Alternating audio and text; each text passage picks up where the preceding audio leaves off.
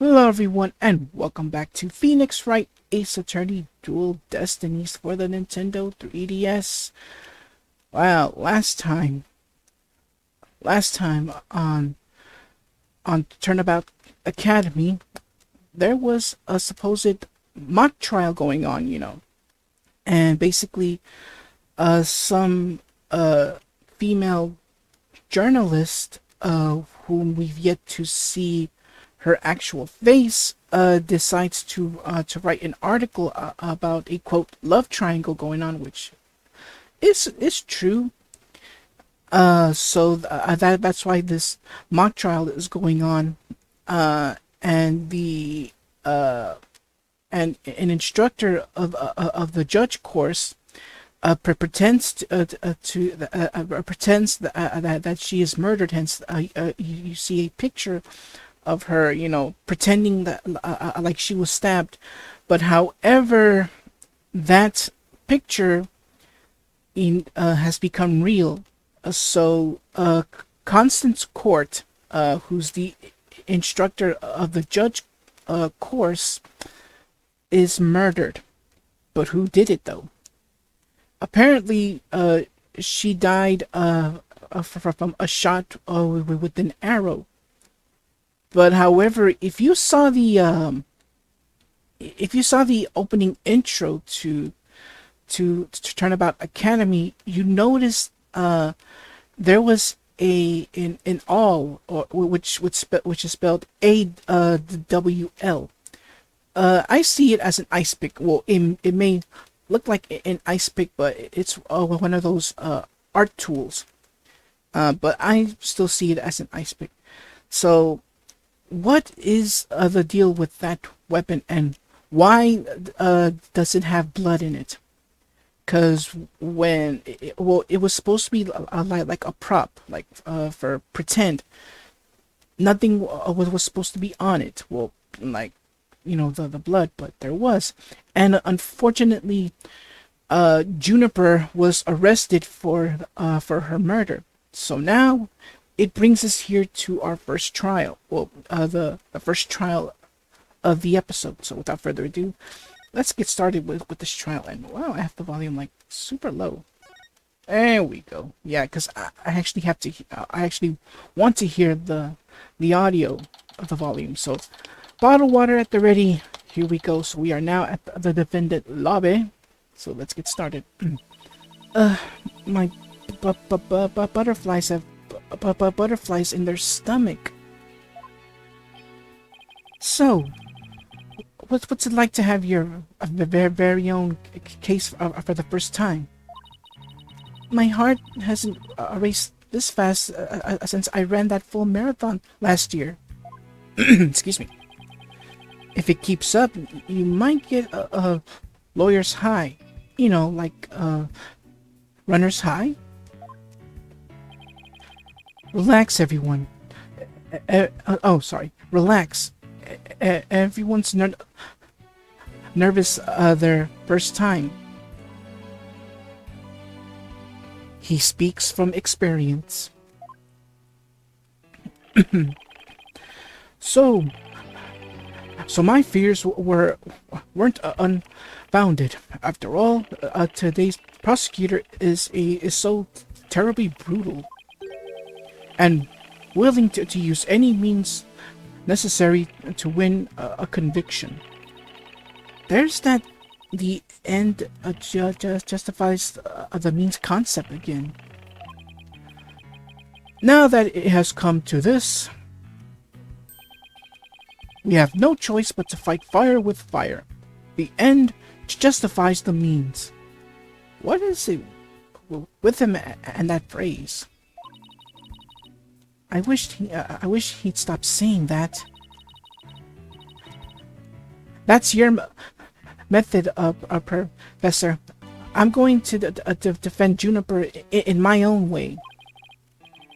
But Miss Sykes, just yesterday you told me, as a lawyer, what is it that you treasure beyond all else? That's an easy one, a professor. Seeking justice for my clients. But if this trial proceeds in the same manner and ends in the same way as the mock trial, would you not lose everything you've worked so hard to gain? Well, I'll just have to make sure that that doesn't happen, then, won't I? My, but aren't you a stubborn one? Well, I suppose you'll have to learn your own efficiency.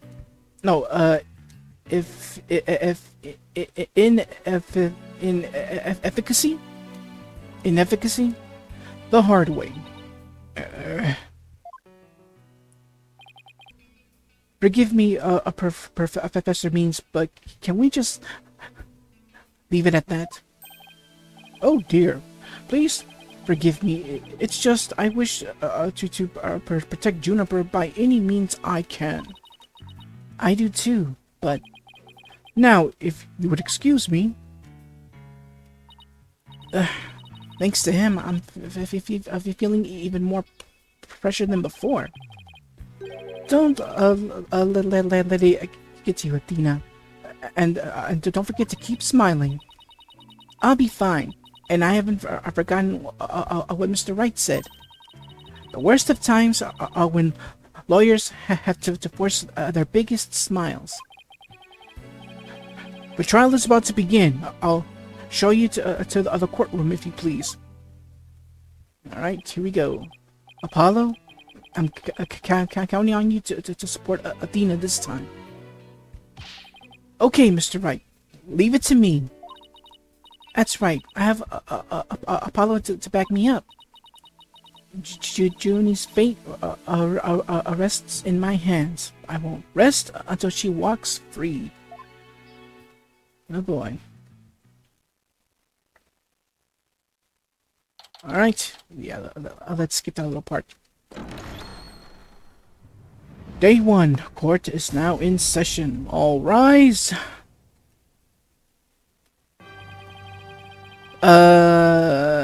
No gavel? What happened? Where's the gavel? I didn't skip anything. I swear, I didn't skip anything. Shouldn't it always starts with the banging of the gavel? And this time it didn't. Judge, you got some explaining to do. Alright, anyways. Court is now in session for the trial of Juniper Woods. Athena Sykes, the defense team leader, is ready, Your Honor. That didn't sound very confident. You sure you're okay? I'll be fine. Your baldness. I know. As usual, you want me to deliver the opening statement. This case is crystal clear. I see no need to explicate it any further. Now, summon the witness. Is there something the matter? Please do share your baldness. Whatever gave you that idea? Bailiff, please call our first witness. And now we don't even get an opening statement? Well, there's a first time for everything. Even the gavel. Detective Fulbright. He and Prosecutor Blackwell have become quite the team. I miss Gumshoe. Seriously, I miss Gumshoe. It's a shame after the fourth game we don't ever see him again. The only time we do see him is in a past trial, which was, well, over 8 years ago. Yeah, well, in the series, 8 years. Like I said, I miss Gumshoe. Alright, anyways. Oh, right. The case brief. Leave it to me. Yes. Let the detective in charge. everyone's favorite friend of justice. Explain. What was that just now? It's like he and Blackwell are totally in sync. Well, I don't think they're capable of mind meddling, if that's what you're thinking. All right, Detective Fulbright. Would you please explain the case to the court? Professor Court's body was discovered on October 24th at approximately 2:30 p.m. She was murdered with this all I have here. I'm just gonna call you an ice pick. So forget about the all. I'm just gonna call you an ice pick because you look like an ice pick. The victim's blood and the defendant's prints were both discovered on it. Alright, so we get our ice pick. The weapon used to murder Constance Court, her blood was found on it along with Junie's fingerprints. Eek. And also we receive Miss Court's autopsy report. Estimate time of death between 6 and 8 p.m. Cause of death, blood loss from a deep stab wound in the victim's side. Ouch. Wow, that bird can really deliver evidence too. Blackwell has trained him well. Maybe Blackwell should train it to not mess up people's hair while he's at it. Moving right along, the body was discovered on the outdoor stage, although no blood was found there. However, we detected traces of a massive amount of blood in the third floor art room. In short, the murder took place in the art room. So then the body had been moved from the art room to the stage. Precisely. And then, and there is one more piece of irrefutable evidence. A recording made by a tape recorder that a school paper reporter hid in the art room. Guess who that is? It captured a female voice screaming, "You're a goner!" What's this? You have such a recording? As I said, there's nothing I can do about the 180 movement from like far back of the camera. So there will be slowdown. So deal with it. I try to find a fix for it, but I couldn't. Anyways. Must be from that tape recorder Miriam mentioned. But why is this the first we've heard of the death threat at the moment of the murder? Shh! Silence, please. I would like to play the tape for you now.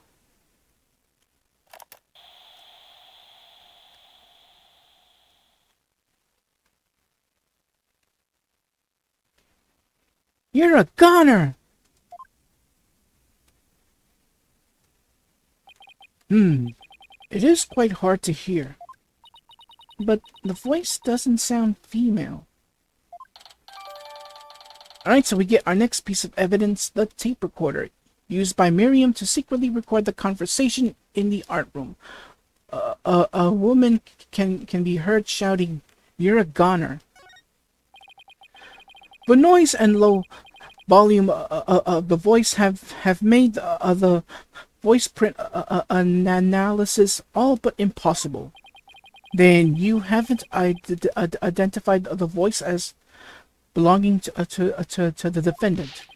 Not so fast. After all, voice print analysis isn't everything. The victim was killed at night, then discovered in the afternoon the next day. The question is, when was the body moved? I know.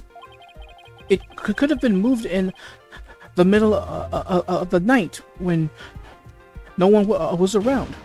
Sorry, but no. The campus was full of students that morning. However, no one reported seeing a body.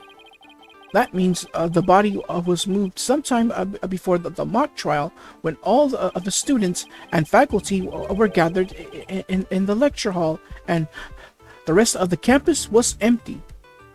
How many students are there in that school? It was during this time Hugh O'Connor, one of the mock trial participants, found the body. So the prosecution heard about Hugh seeing the body? Which one? Sorry. Wait. One moment. If all of the students and faculty were gathered in the lecture hall, then there wouldn't have been anyone who could have moved the body. Have no fear, for there is always an exception. An exception? The three mock trial participants were standing by in individual dressing rooms. They were the only ones who had free access to the deserted campus before the mock trial. What? Then that would mean... What would that mean? Those three students were the only ones who could have moved the body. In justice we trust. I don't like where this is headed, Athena. Me neither. And by those three, I mean Hugh O'Connor, Robin Newman, and Juniper Woods. The Mod Squad. I knew it. Please, Detective Fulbright, don't say what I think you're about to say. In justice we trust. I take it everyone understands now. The voice believed to be that of the murderer was female. And out of the three people who could have moved the body, just one is a girl. That leaves the defendant Juniper Woods as the only possibility. No! Not the results you actually want to hear. Oh boy. Impressive. He has you on the ropes even before any cross-examinations. You could at least pretend to be upset for me. A splendid job, Fulbright. That could not be any cleaner. Feel free to anticipate a salary raise next month. I don't do this for the money. It's all about justice. In justice we trust. How many times is this guy gonna be saying that? For the record, no, I'm not gonna make a counter to know how many times he says that. It's his thing, so deal with it. Anyways, not only a halfwit, but a perennial stick in the mud you are. I guess neither the carrot nor the stick works on Detective Fulbright. Now, bailiff, please bring our next witness to the stand.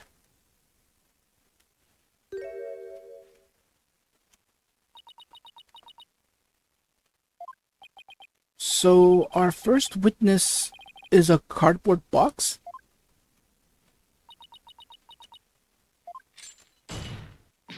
God.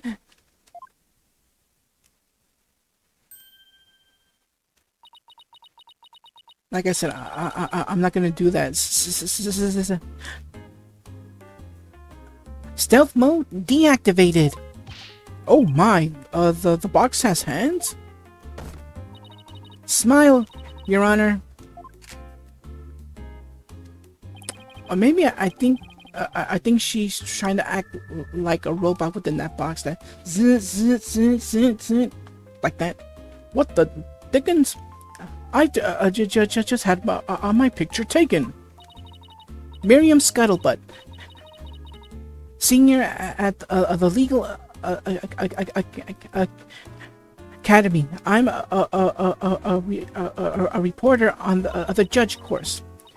Juniper's been a bad girl. I'll tell you all about her crying. Might I ask whether you could come out of that box? How will I get any more scoops if I blow my cover? So, the answer is no. After all, covert action is an undercover reporter's bread and butter. But testimony from a faceless witness is highly irregular. A former ninja I met in the clink said that exposing those who work in the shadows is to pass the death sentence upon them. Oh my, I had never thought of it that way. Very well, if it would spare a life, I'll make a special exception this time. A former ninja in prison? Holy Shinto! How can the judge believe this load of crock? Now, your testimony, please. Oh, but take care not to reveal your face. Oh, when we find some contradictions, she may or may not have a choice but to reveal her face. We see her eyes. Sort of, but anyways. Alright, the similarity of the case and the script. Here we go. The murder happened exactly like Juniper's mock trial script. Up until the mock trial began, only Professor Court and Juniper knew the script's content. But Professor Court says a sudden decision not to use the script sparked Juniper's murderous rage. Juniper has to be the killer. She has a motive, and the murder is just like her script. Prepare to get cross-examined, because I smell a contradiction. Well, I mean, you're always gonna sense that contradiction no matter what. Oops. Sorry, there was a bug near my face. I think it was like a small fly. Anyways, the murder is just like her script? Could such a thing be true? Compare her script with the murder case and crime scene photos. Then you'll see. This is so simple. Even an ape posing as a decrepit old judge could understand. Only the victim and the defendant were privy to the script. Ergo, the defendant is the killer. Furthermore, in the art room where the crime supposedly occurred, this witness's script, along with an envelope on which "use" was written, were found. This proves that the accused script had been rejected the day before the mock trial. She pressed the victim to use her script. An argument ensued, and then the fatal stabbing. That makes perfect sense. What now? If you recall last part, Juniper mentioned that she did a revise of the script, and in order to make it look as to make it look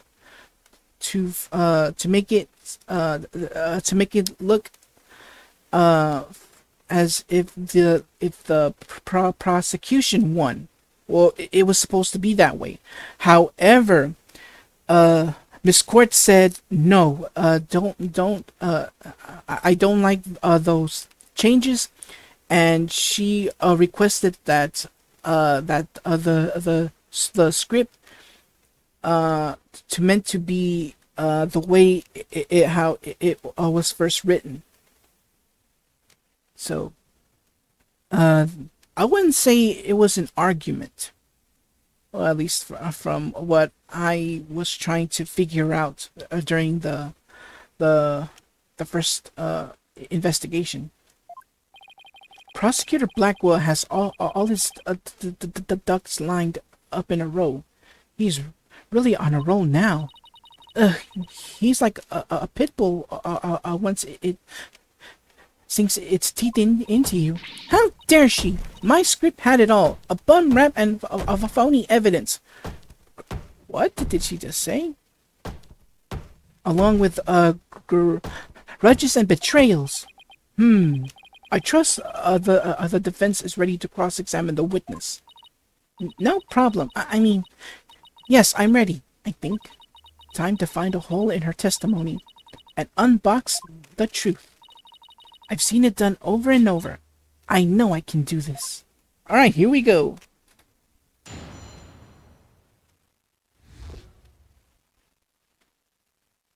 Okay. Okay, so the murder happened exactly like Juniper's mock trial script, huh? Need more info on that. There must be places where the script and this case diverge. Don't sweat the details. That kind of stress will give you wrinkles. I'm not worried. My skin is as fair as silk. Oh, now what? Indeed, you are quite fair. Fairly desperate.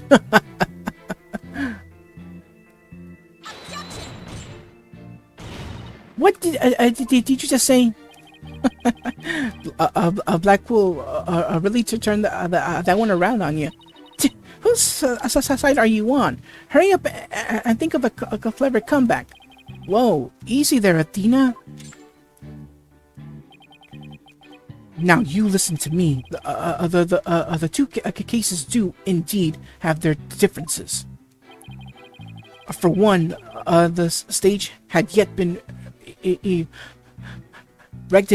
in the mock trial script, and in the actual case, there were signs indicating the victim's wrist had been bound. But such differences pale in comparison to the host of similarities. In any event, replicating the crime without knowledge of the script is an impossibility.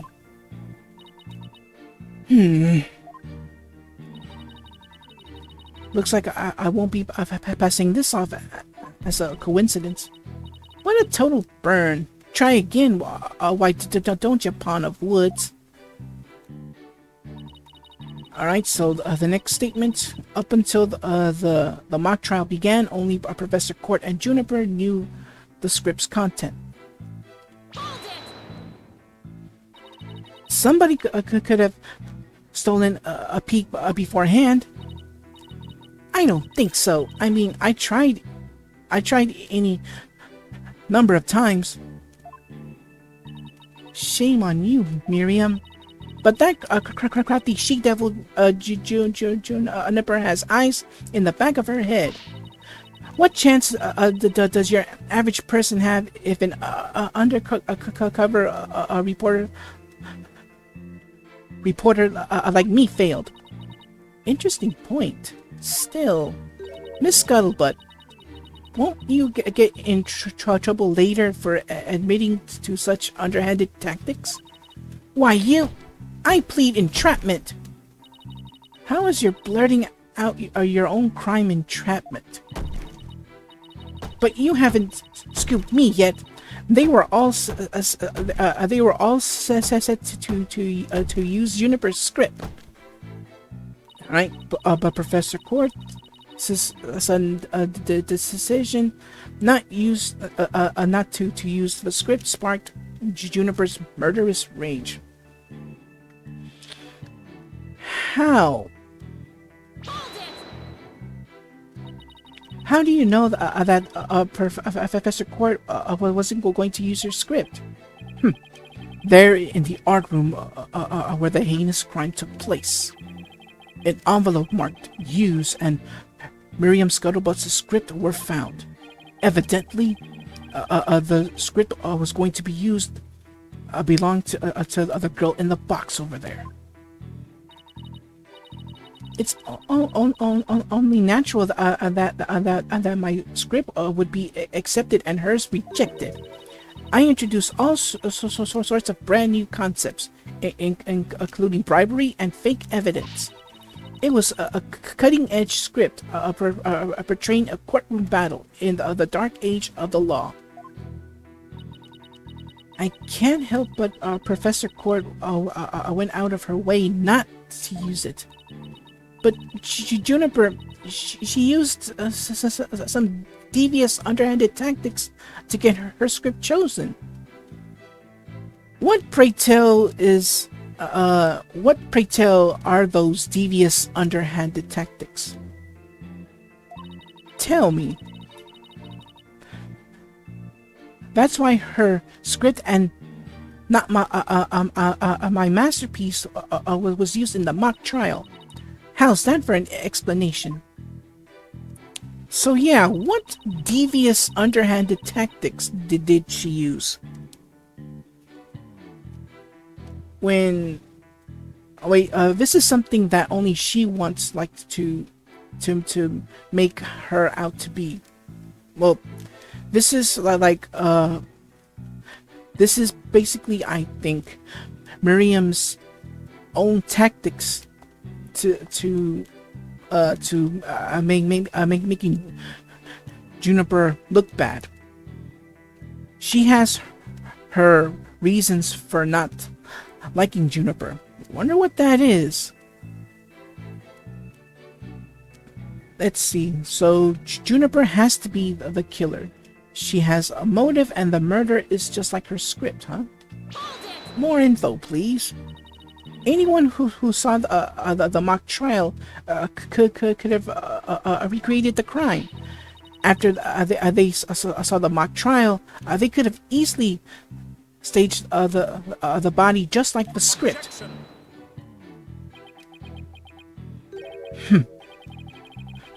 Weary is the trial which pits Hawk against Canary. Well, what did you just say? If he's so weary, he should try English. I bet that takes some energy. This is no time for jokes, Apollo. He just called me a canary. Don't let him get to you. At least canaries pick up on things quickly, just like you. I shan't repeat myself, so listen carefully, Sykes Dono. Hugh O'Connor discovered the body before the mock trial even began. How could one stage the body as it is in the script before anyone knew its contents? That's right. Do you even fathom that the intricacies that go into staging a crime scene? No, I think not. You have the rudimentary mind of an elementary school child. Elementary school? Reporters' testimony throws attorney Athena Sykes for a loop. The perfect caption. Oh, we are going to shove that testimony down, well, on your face when we see a contradiction. marvelous. A photo in the newspaper is just the thing to boast your brand.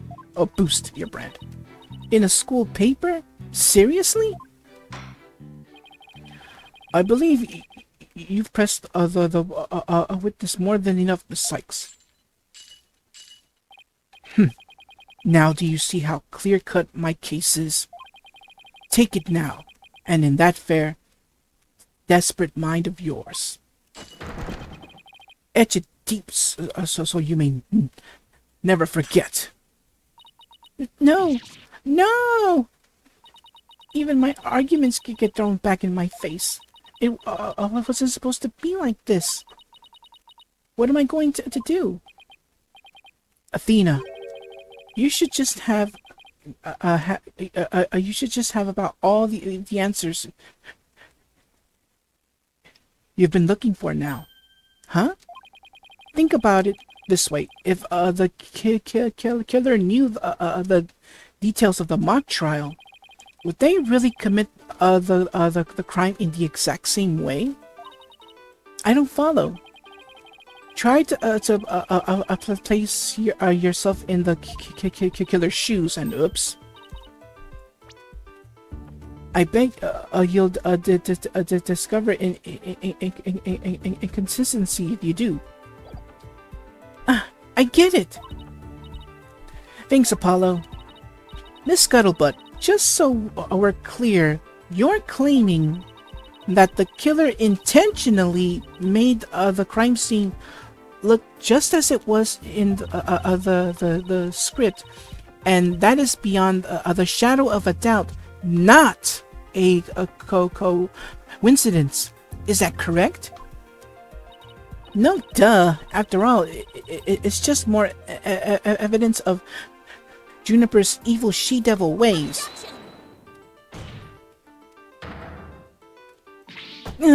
What did I say? What did I say? Our client made the crime scene look just like the script. Something known only to her? That would not. That would be not just foolhardy, but completely irrational. What do you mean? Yes, Miss Sykes. Please tell this court what do you mean by irrational. It wouldn't make sense for Junie to mimic her own script on purpose, because it would.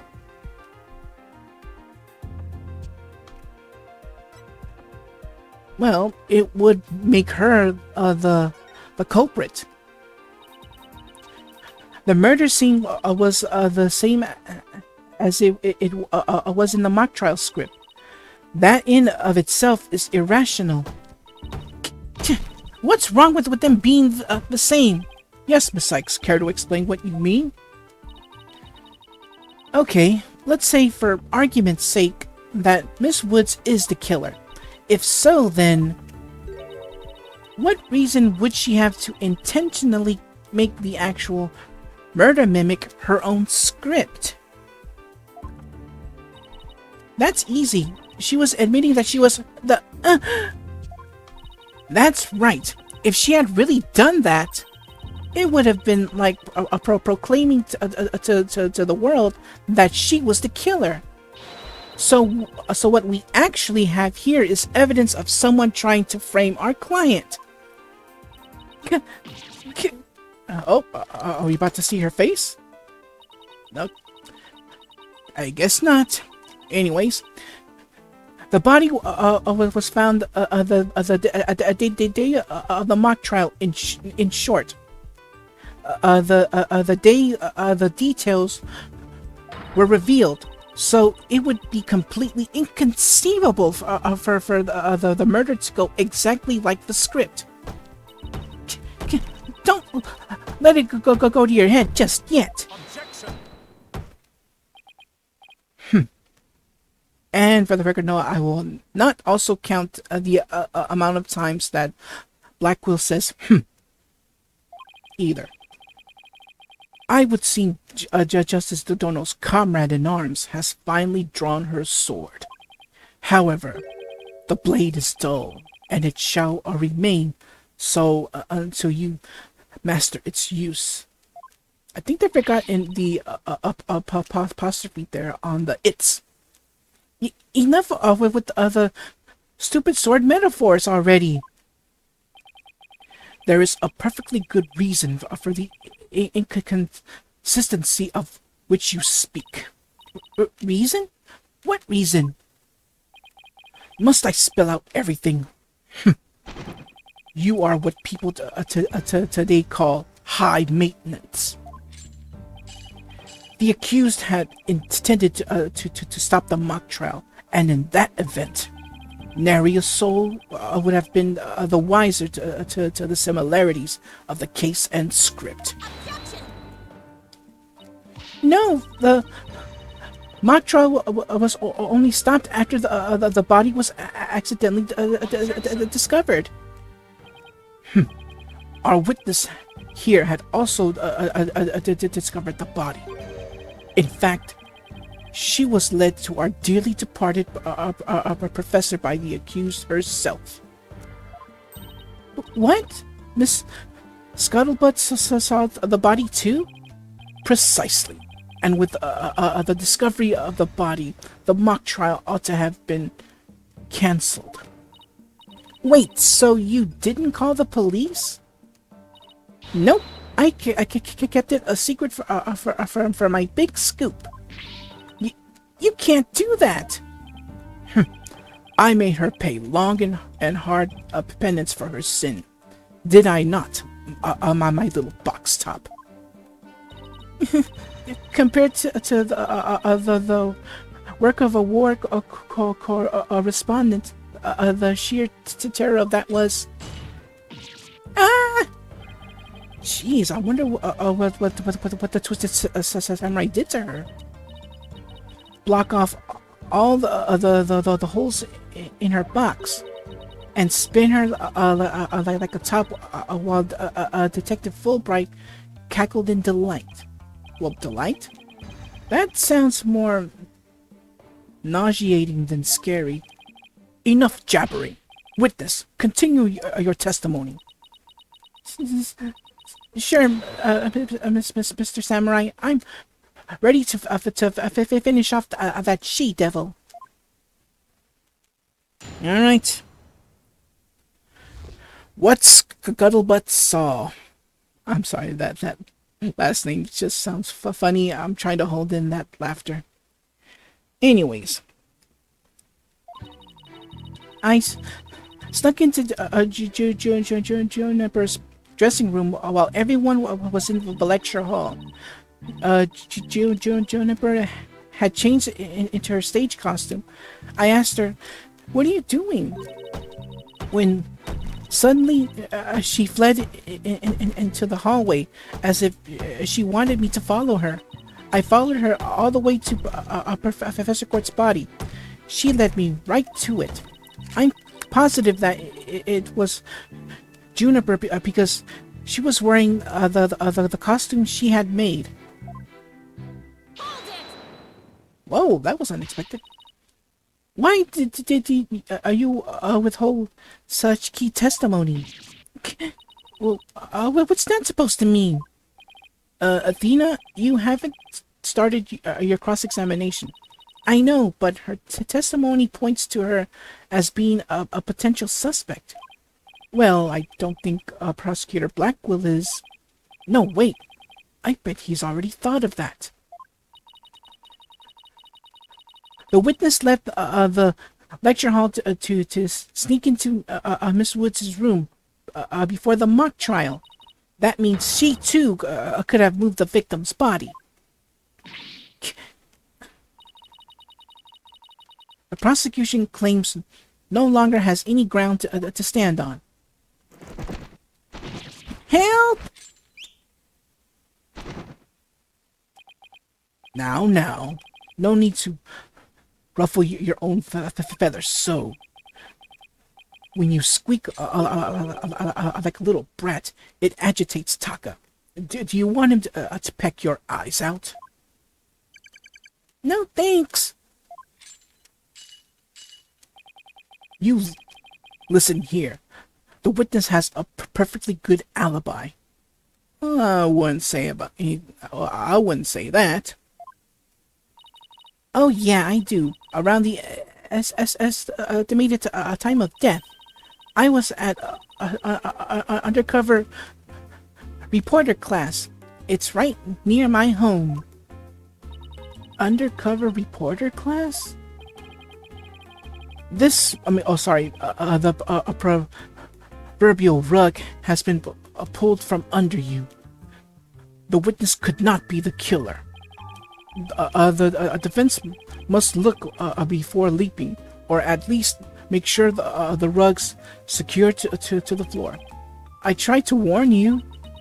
Oh. Well, there ends the cross-examination. Let's allow the witness to step down. Huh?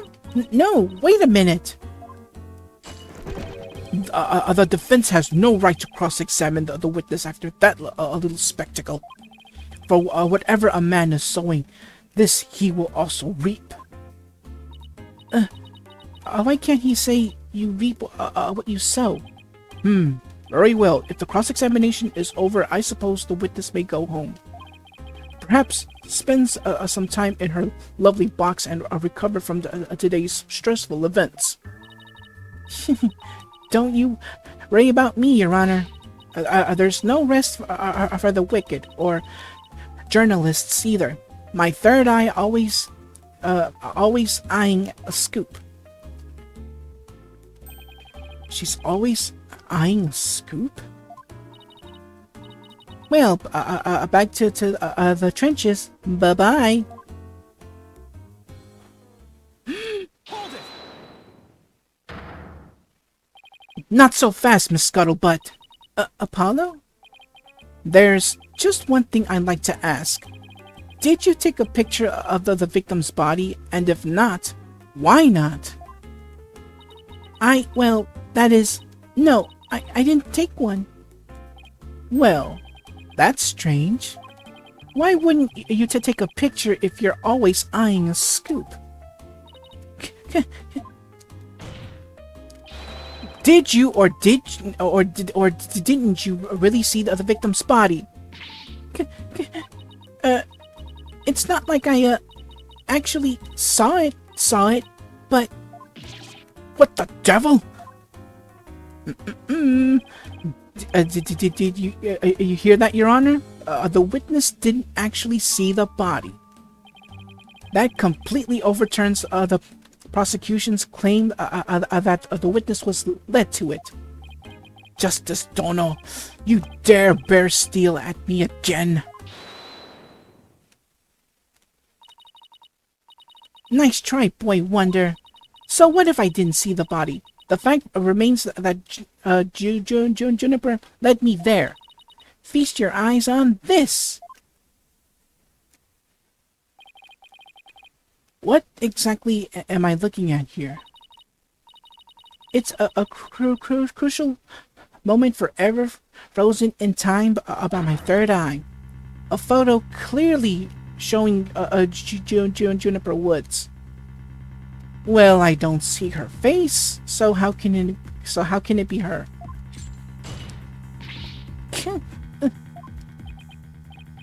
Why did you not tell me of this? It's a shocking scoop. I was saving for just the right moment, and that would be now, right here in court. Surprise!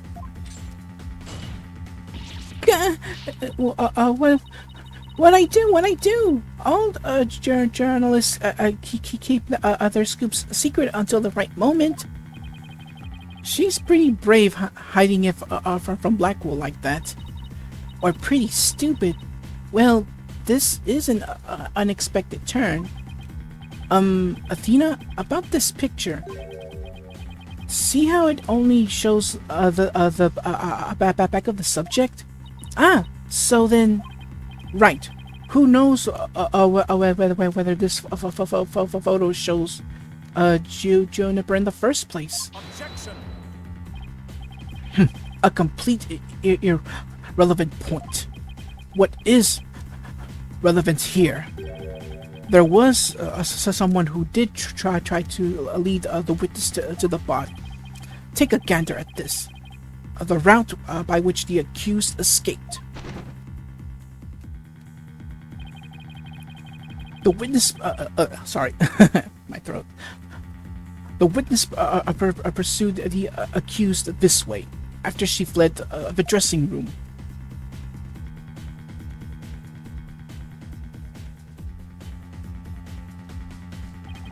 The accused descended to the first floor and exited the quad.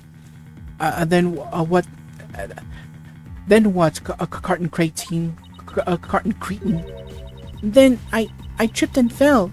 Caught my knee on my own box. She stayed under her box even while running after someone? Sounds difficult. Who does she thinks she's trying to be? Snake? Well, it don't matter if it's Big Boss or Solid Snake. Recall that the body was already there, for Hugh Connor had already seen it. She was trying to show someone the body because she wanted to stop the mock trial. Huh? But if the facts have changed, that's all the more reason to cross-examine the witness. The defense has a point there. Very well, you may proceed with your cross-examination. It seems Justice Dono has saved your pretty little hide, Missy, for now at least. Phew, I guess I pulled that off somehow. Thanks, Apollo. You're a lifesaver. Incidentally, my compliments to the witness to her very fine box. It's primo cardboard. Lovingly selected from among many. Tell another lie or hide another fact from me, and I shall put it to the torch. Please, anything but that. I think it would be more eco-friendly to recycle it, but that's just me. All right, Miss Sykes, you may cross-examine the witness. Here we go.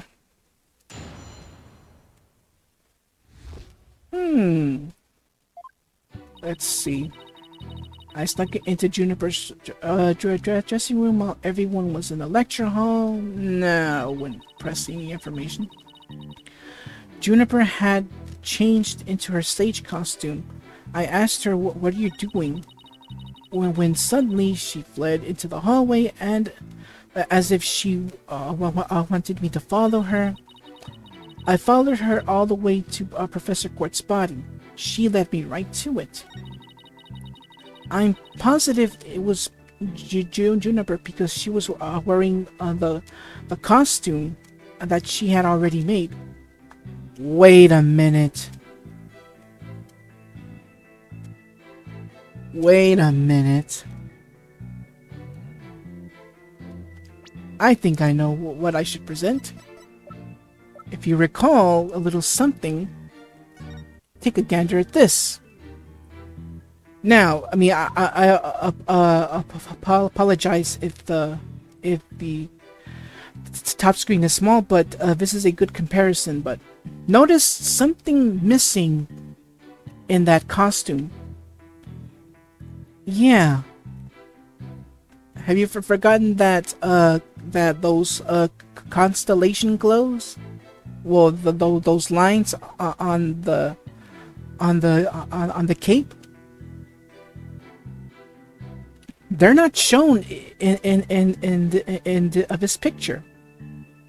So that is a different costume, not the one that Juniper made. So let's present that. Objection! Miss Scuttlebutt's sole basis for identifying our client as the figure in this photo is the fact that it shows someone in Miss Woods' stage costume.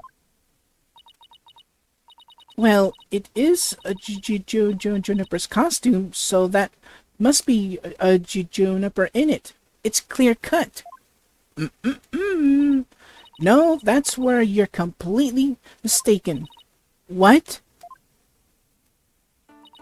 This is the design drawing of our client's stage costume.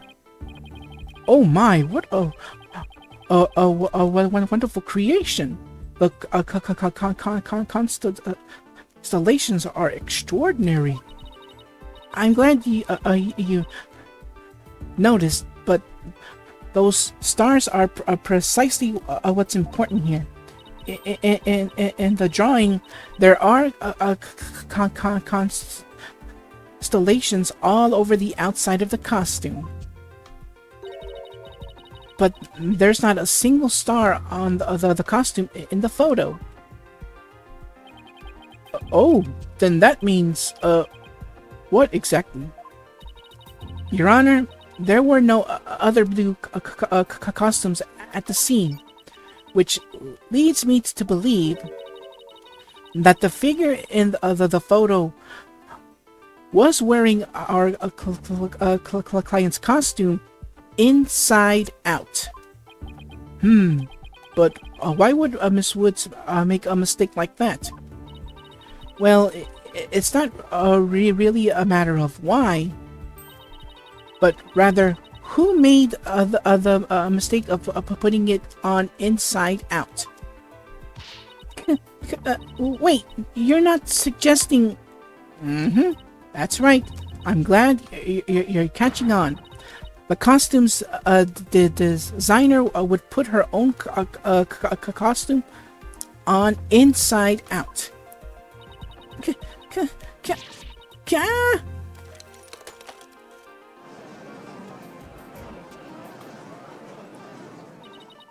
Sorry, Miss Scuttlebutt, but sorry. Doesn't believing you had a scoop when you really didn't make you a failure as a reporter. Failure as a reporter? What the? And her face has been revealed! Sorry, we know what you look like, but unfortunately, not only did some of her supplies fell down, but also her laptop. That's an expensive thing. You don't ever drop a laptop. It don't matter if you paid for it or who bought it for you. That is something you should never ever trash. And I'm talking to those and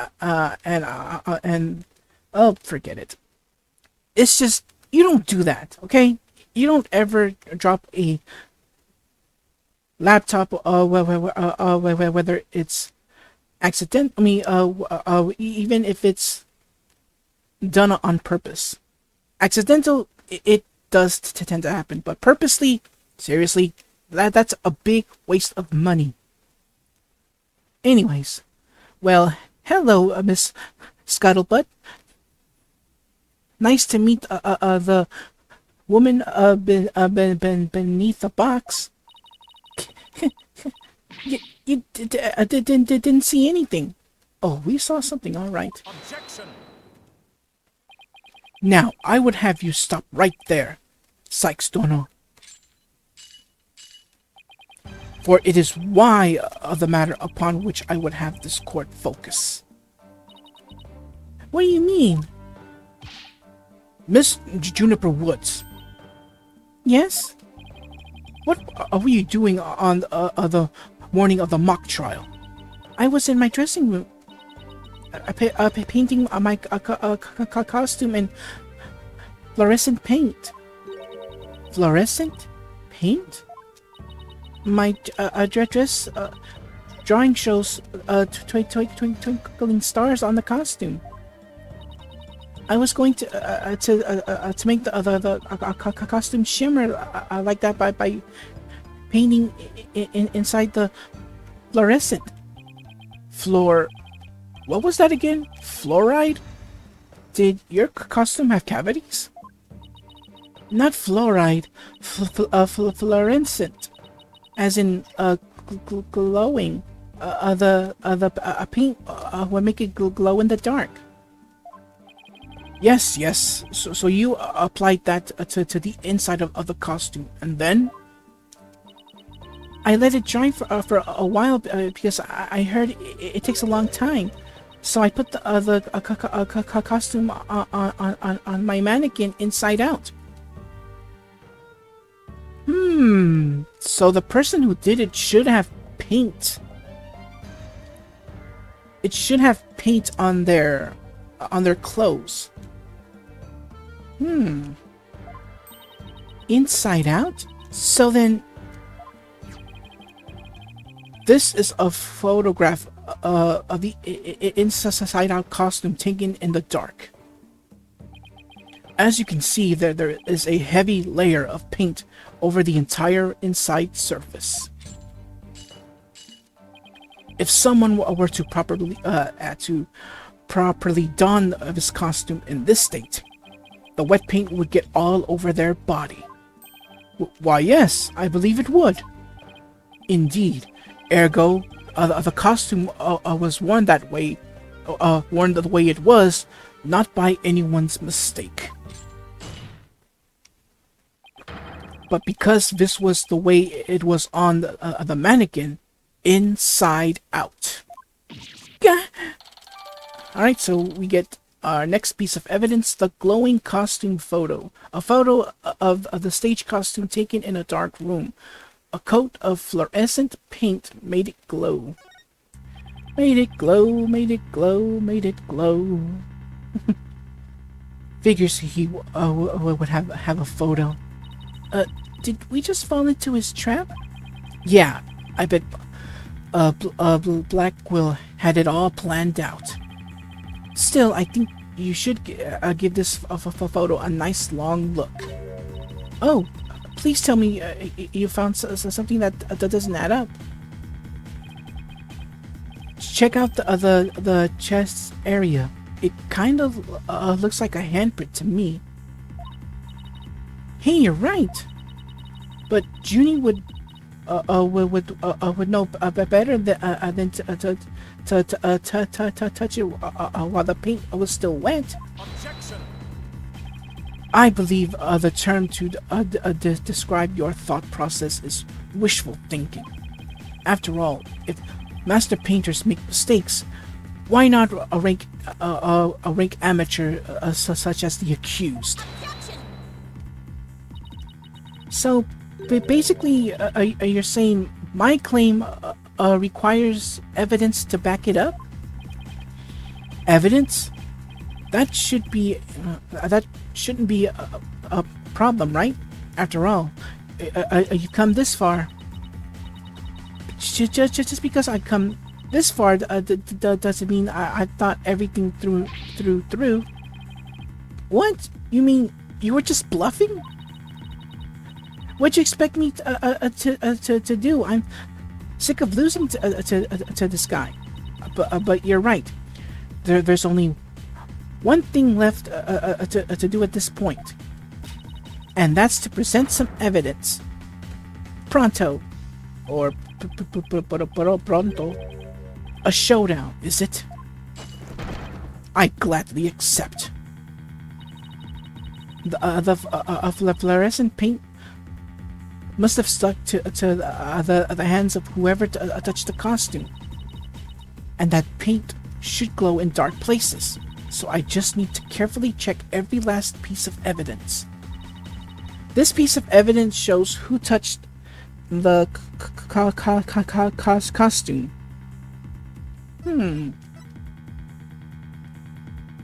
Is this supposed to be like that special edition? I'm not sure about that one. Wasn't there another newspaper here? The extra edition here. I think that could be it.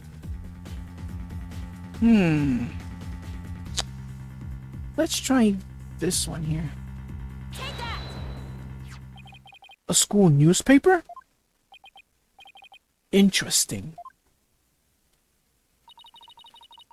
Take a look at the photo where the lights are dimmed and the spotlight is on Miss Woods. Observe Mr. Newman's hand in that photo as he stands at the prosecutor's bench. As you can see, it's glowing, just like Miss Woods' fluorescent paint. It is glowing, quite brightly, I might add. But why would he put a fluorescent paint on his hand for the mock trial, you may ask? The answer is he wouldn't. Not on purpose. It got there when he put the costume on. Oh? That means what again? It means the figure photographed in the costume was not our client Juniper Woods. It was her classmate, Robin Newman. What?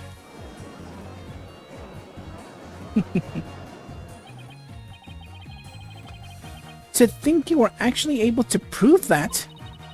Well, I never know what's going to happen next. That's the thrill of the courtroom.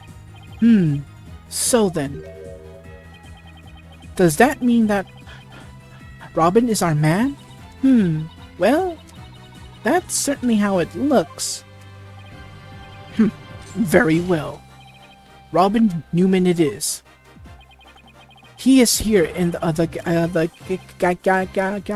gallery, I trust. Show yourself. I challenge you to a duel. Alright, so we got our next witness, Robin Newman. Sorry about that. Robin Newman. Will the witness please state his name and occupation? I'm Robin Newman! I want to become a great artist. I practice day and night. Yeah! No! That's not it. Art's gotta be sincere, man! So, for occupation, should we put down budding artist? No! Famous Legal Academy, Senior, Prosecutor Course! This brace is proof of my masculinity. I've been training to be a prosecutor for 18 years. I assume you will be cleaning up the pottery you smashed before you leave today. Oh man!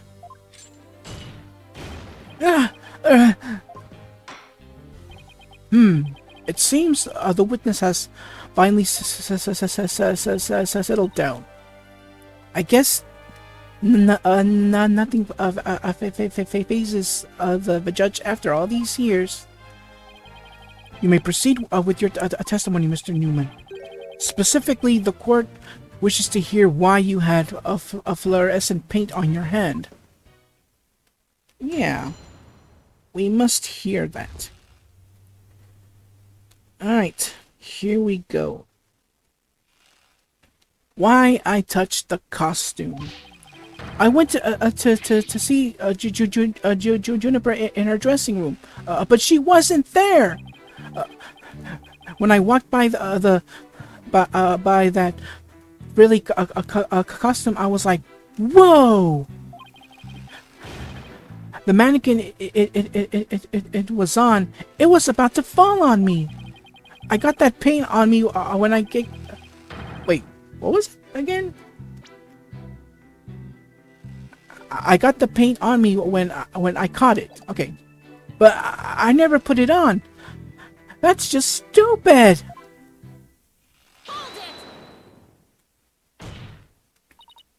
Your Honor, I recommend a short therapy session for the witness. Well, Mr. Newman does seem particularly agitated, but... no! This guy is crazy. Not again. What's his problem? I sensed it the moment Robin took the stand. The discord in his heart. So you think he might be hiding something? Probably. You ready, Mr. Newman? Let's see what the mood matrix can do for you. All right, here we go. Mood matrix time.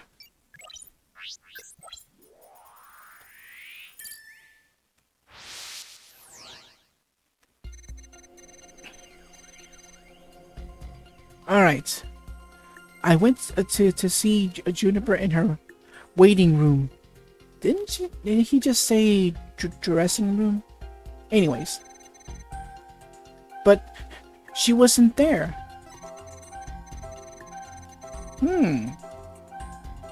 When I walked by that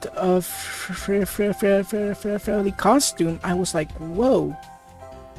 Is it me, or whenever we're in the mood matrix portion, does the statements sometimes have a change of words? That it's weird. Alright, so a happy moment.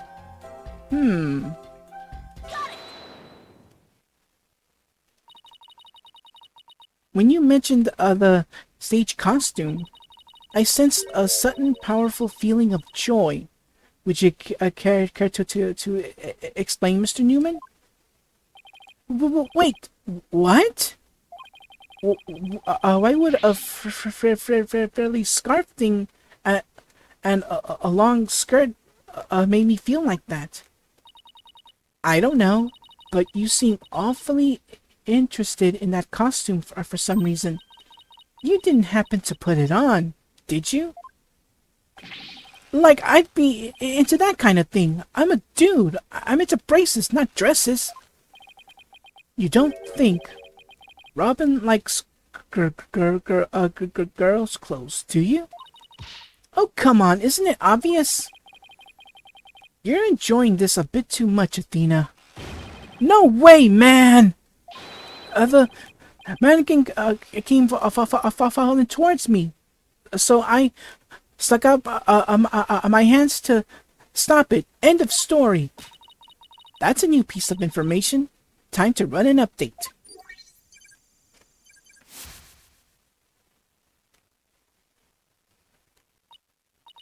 Even after that update, something just doesn't feel right.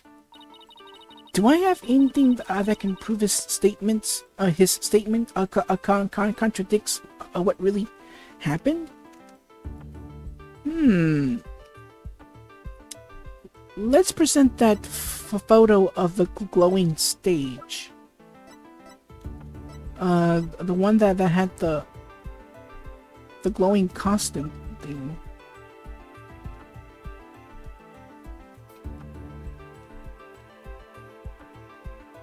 I think it was this one. Glowing costume. Well, I have no idea what I just said earlier.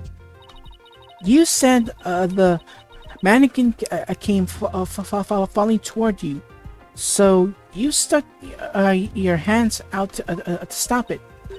If so, then the fingers of your hands would have been pointing outward, like this. But that's not what the handprints show. In fact, this looks more like your thumbs and the base of your palms. Why in the world would I leave such weird handprints? You know why. You left him when you went to adjust the scarf after putting it on. Just like the model in this drawing. Whoa! Why don't you admit it, Mr. Newman? You did put the stage costume on, didn't you? And you really do like for frilly clothes, do you? Fine, I admit to putting the costume on, but I don't like girly clothes, man. Oh, it only went down by 10%. Okay. Yes, new info to plug in. Time for another update. Alright, so we have to go all the way back towards the beginning. Alright, let's see this little update. Alright, info update. It's true. I did put on girly clothes. But something's... Well... How does this cloak look girly? There's a bit of sadness here. Yeah, because... See how it's like it's not like flashing that fast. So let's go here. There, another emotion that doesn't fit. So what? You're really starting to get on my nerves, man. Mr. Newman, you got excited when you put on the costume, but you also felt sad. Who cares if I felt sad? It's no big deal! Okay, Mr. Newman, out with it. Why did you feel sad? You're hiding something, aren't you? Oh, no! Hiding something, huh? You're not fooling anyone anymore. Now, tell us why you were sad. Okay, fine. If you're gonna be that way, I'll tell you. The reason I felt sad is no matter how much I dress up, I'll never be as pretty as Juniper. Well, no offense, but for one thing, he's a guy and a real hothead at that. Who's talking, Apollo? No, that's not it. I totally own those girly curls. Sorry, I missed some lines here. I totally own those girly clothes. I should have been totally pretty. Could that be the reason he just wanted to be pretty? I don't know. Let's see. But there's something that keeps getting in my way. Wow, that's a lot of anger and raw emotion right there. His heart is crying out in pain. His emotions are out of control. Why does Robin Newman remind me of Kanji from Persona 4 in a way? At least I think, like, is this supposed to be like Capcom's version of Kanji? I don't know. Out of control emotions. We saw those during the Ninetales Vale incident. So all we have to do is find the source of his uncontrollable anger, right? Right. Help me look for a conflict between his statements and the images we see. If we can find that, we can wrestle him away from whatever's tormenting him. Mr. Newman said that there's something pretty. Something getting in the way of him being pretty. Something that doesn't go with girly clothes. But what could it be? Fine, I'll testify, man! Oh, it didn't go down a lot. Oh, wait a minute. Anger issue. I snuck in knowing the costume was in there.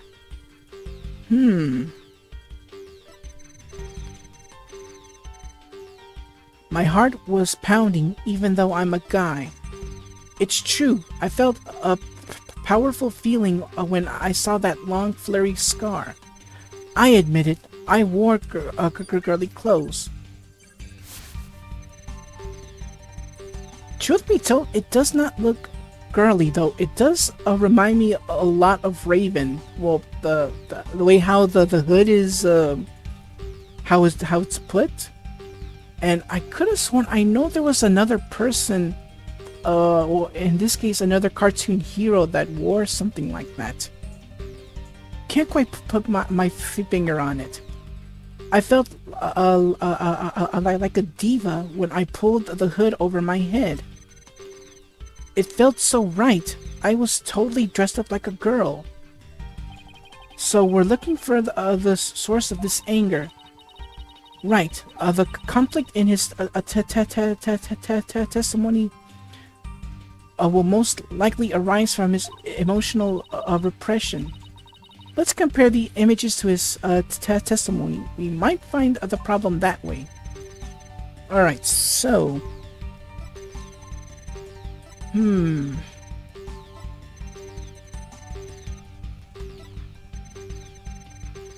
Okay.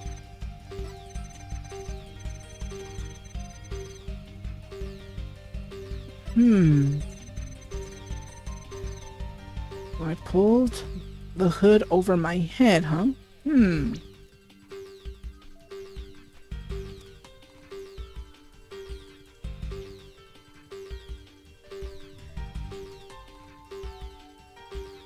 Oh, okay. Just making sure that I thought these things were like two different things, like the brace and the brace. So it wouldn't matter which one I picked. It's just the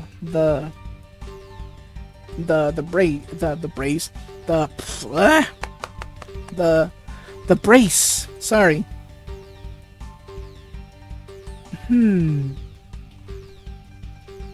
All right. I'm gonna go on a whim here that it's the brace. So here we go.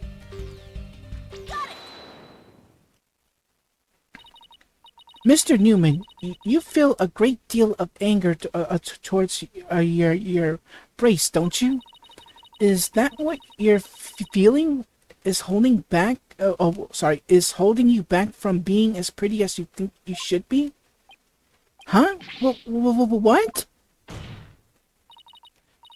Mr. Newman, the truth is, you really want to take that brace off, don't you?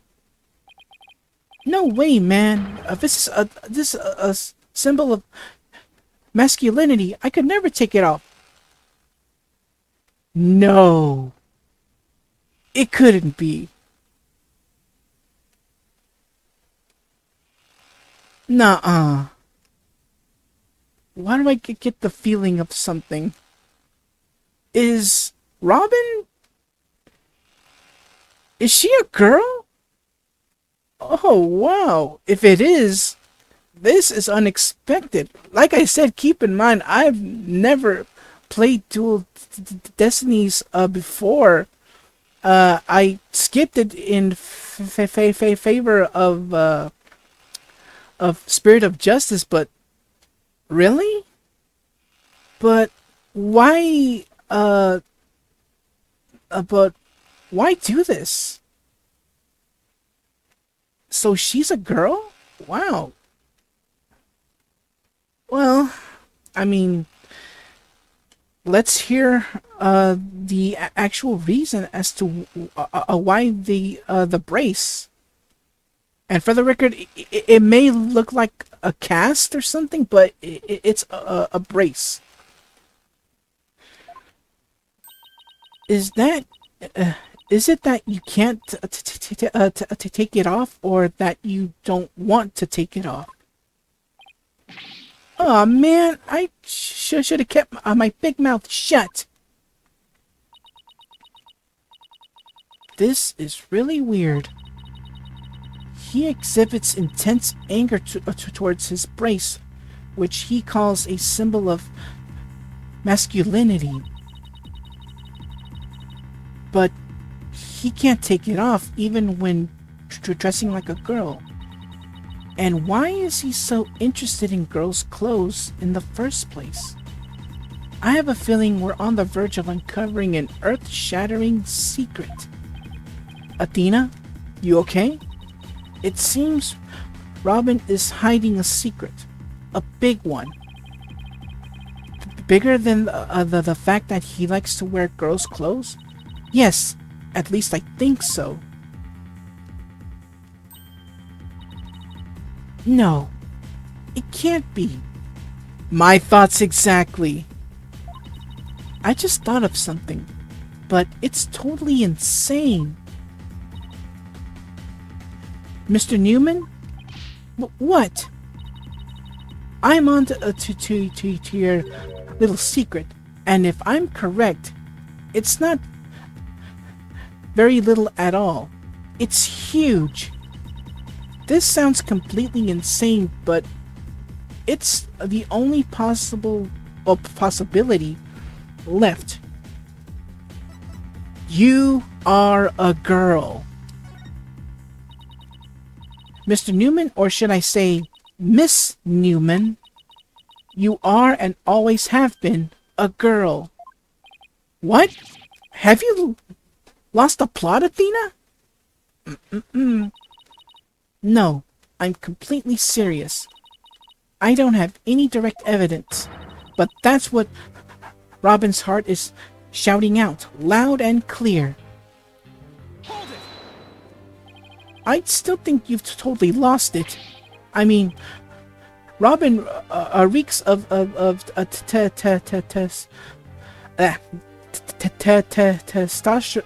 testosterone.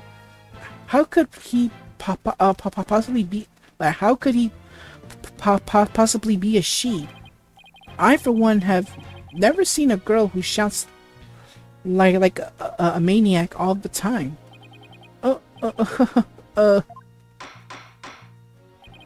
I've seen plenty of witnesses in my day, but if he's a she, then she's the most convincing actress I've ever encountered. No kidding, she had me fooled. Therefore, let me pronounce my verdict. Robin Newman is without a question a man. Okay, I'll let those lines occur. You are now truly just as Dono equal in one area. You are just equally insane. Never in the history of this planet has there been a finer specimen of the masculine spirit. But why hide it though? What's the reason? I guess we're about to find out, hopefully.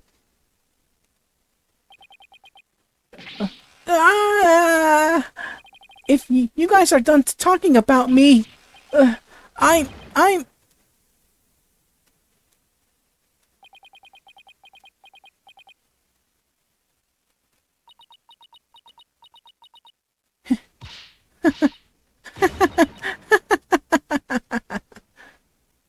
I didn't skip it, by the way.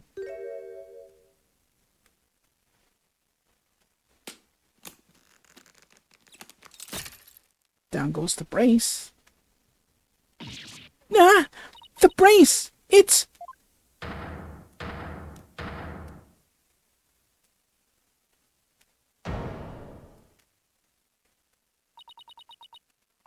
Miss Sykes? No.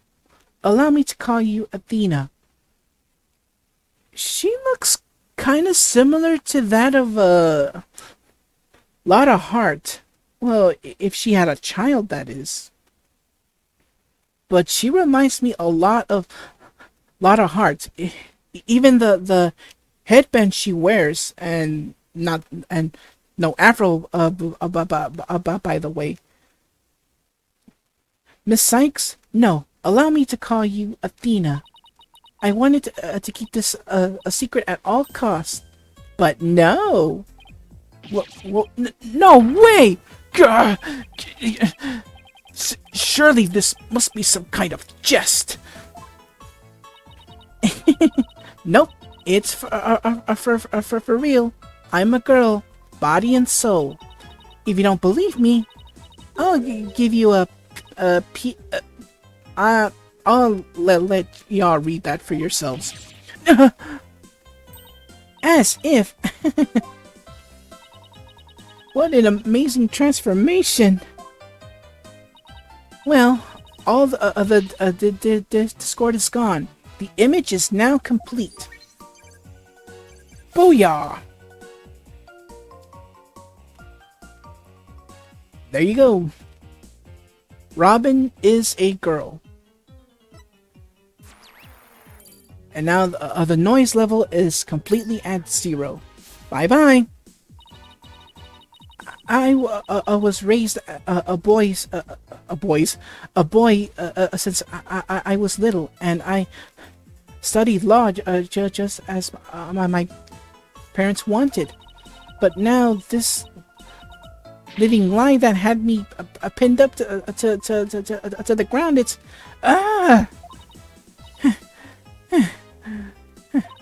it's been blown to smithereens by you, Athena. Now I can't stop pretending I want to be a prosecutor. I'm gonna be an artist. Yay! Wait, so she didn't... So, am I hearing this right?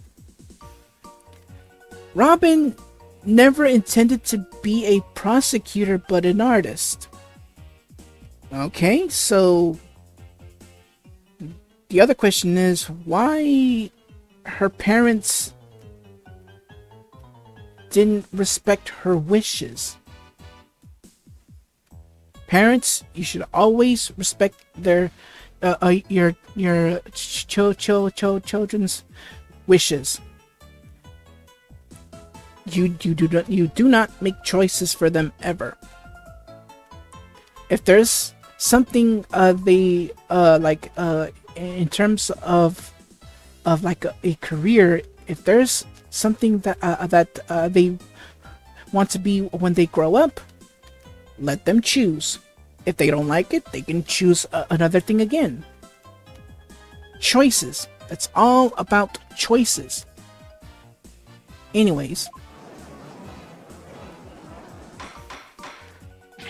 Order! Order! What a shocking development. He really did turn out to be a she. Why is everyone looking at me like that? I feel like a movie star or something. But no paparazzi, please. I value my privacy. Okay, A-Y? Okay? Raw, no pics or you'll regret it, man! Am I just imagining things, or is Robin even more hyper now than when she was a he? I don't know. Maybe it's because she finally got her troubles off her chest. Literally. This is all well and good, but does he being a she actually change anything? The fact that the witness is actually a girl does change things, because now there's now a piece of evidence that we must reevaluate. Very well. Let's see what the defense has for us now. What piece of evidence must we reconsider now that we know that the witness is a girl?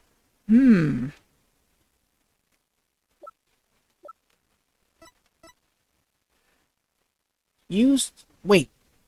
If I remember something Apollo said...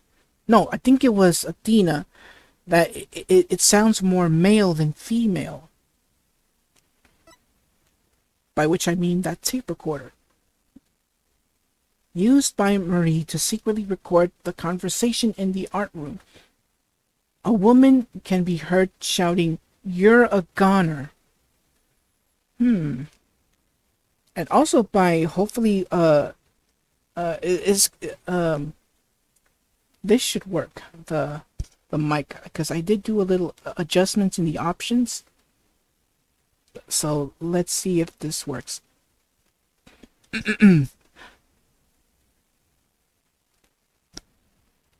All right, here we go. I gotta be careful. I don't have the mouse cursor there. Uh, Sorry. Okay, here we go. Take that. Take that. Oh well, it won't work. Never mind then. Take that! This is what I'd like the court to reconsider. Oh, the tape recorder, the one that recorded the threat. "You're a goner." That's right, and we have already established that it's a female voice in the recording.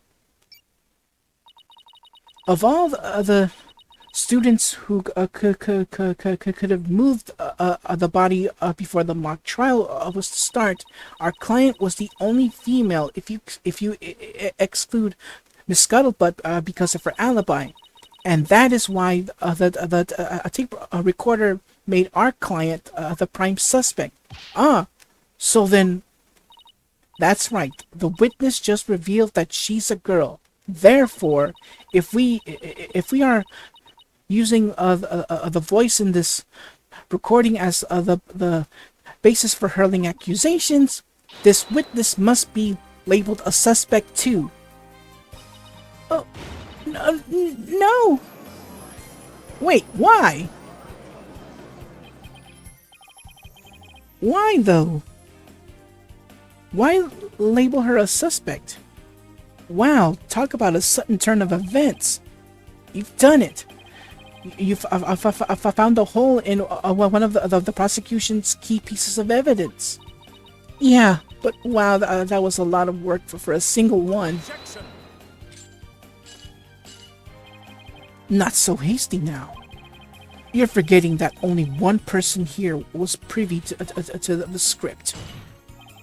Ergo, Miss Juniper Woods is still the prime suspect. Objection! But Miss Newman hid the fact that she was a girl both at the crime scene and in court. I'd say that puts her in camp suspicious. That's not nice, Athena. How can you accuse me of being a killer? I mean, I'm just a weak, innocent little girl. Just thinking about that murder makes me... Objection. Suspicious is as suspicious does. Undoubtedly, the witness does have some sort of connection to this crime. Perhaps our newfound lady is merely feigning ignorance. We can surmise that she lent support to the principal offender, Juniper Woods. By leading Miss Scuttlebutt to the body, that would make her an accessory to the crime. How can you say that? I'm not an accessory to any crime, Mr. Birdman. Birdman? In any event, with the witness as an accessory, it explains quite a bit, does it not?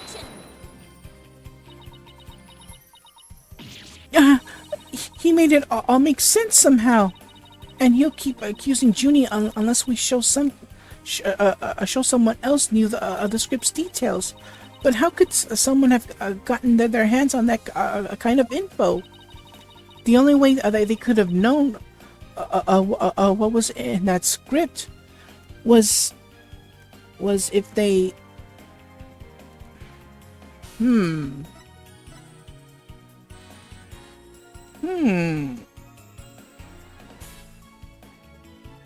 Heard it from Junie? I'm gonna go with that. Sorry, Junie, but you're not gonna like this. Our client may have leaked the script's details to someone. What the devil? And I know I shouldn't have, but I revised the script to favor the prosecution. But Professor Court noticed it immediately, and she said no, if you recall. Miss Woods did not want Hugh O'Connor to win the mock trial. That's why I believe she leaked the details to the other witness, Robin Newman. I get it. If Robin won, Hugh wouldn't be able to confess to Juniper. Right. Junie was probably trying to keep their friendship from becoming awkward. How could you, Dina? What a bunch of bull! I never heard a word about the script from Juniper. Never, ever! You sure? Can you look me in the eye and swear you didn't? Bad Athena, you don't have any evidence! Is she gonna be faking that faint every single time? Actually, we might have just the theme. Really? Yeah. One of Robin's lines I read when we were reenacting the mock trial. Here's a shot of the crime scene. Ironically, it was Professor Court who posed as the corpse. Forehead. How did the mock trial participants react to this photo? Wait a minute. I'll get to that in a second. Mr. Newman was surprised by what Professor Court was wearing. Robin said, "Oh, the green sweatsuit." S-U-R-E. I might have said that, but so what? Well, think of this anyway, Athena. Yeah? Which way exactly? If I told you that I'd be wearing a blue suit today, but then showed up wearing what I've got now, what would you say? Oh, the red suit. I think I've got it. Your Honor, we have evidence that Miss Newman knew the contents of the script. The defense moves to present said evidence to the court. Very well, Miss Sykes, present away. This evidence proves that Miss Newman had prior knowledge of the script's contents because... let's see now. Where is that script? Aha!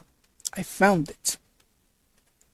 Now, let's read, let's find the part where, for the clothing. So let's see. Where is it? Nope. Nope. There we go. Things to prepare. The last one, the last thing on the list. Sweatsuit. Victim's outfit will be a red one from the prosecutor course.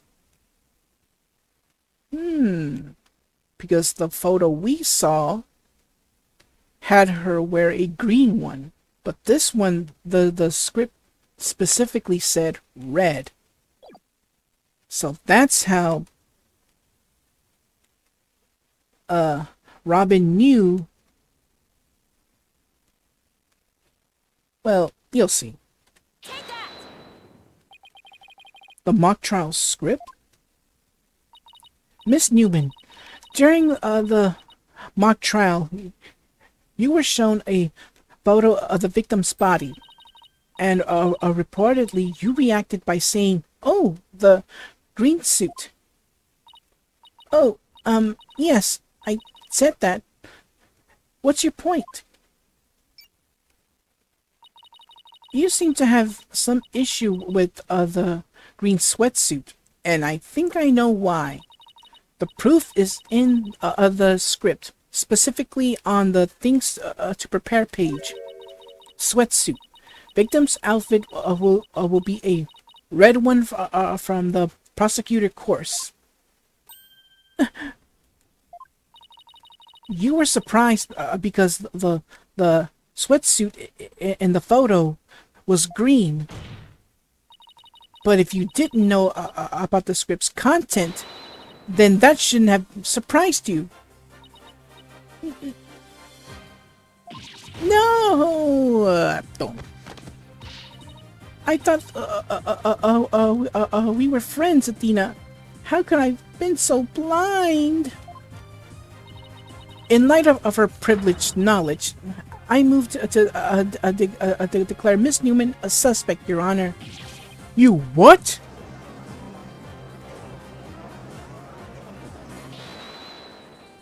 Oh, wait a minute.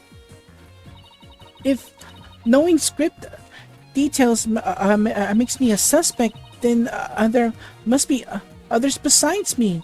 I mean, someone else could have also seen Professor Quart's note. Note? What note? The professor and Juniper were working together to prepare for the mock trial, but only one copy of the script was made to prevent it from being leaked. But that gets kind of inconvenient, right? You're not seriously going to suggest, but it's the truth. Professor Court did do exactly what you're thinking. She didn't write any of the proceedings or the truth behind the case. Oops, sorry, I hit my headset. But she did write a note to herself about the props and details about the victim's BODY. Is this really true, Miss Newman? If you don't believe me, send the police over to my house. Tell them to check the pictures on my camera. I thought it might give me an advantage. So I took a picture of the note. I'd say she's telling the truth. Wait a sec. If there's a note with details about the body, then that means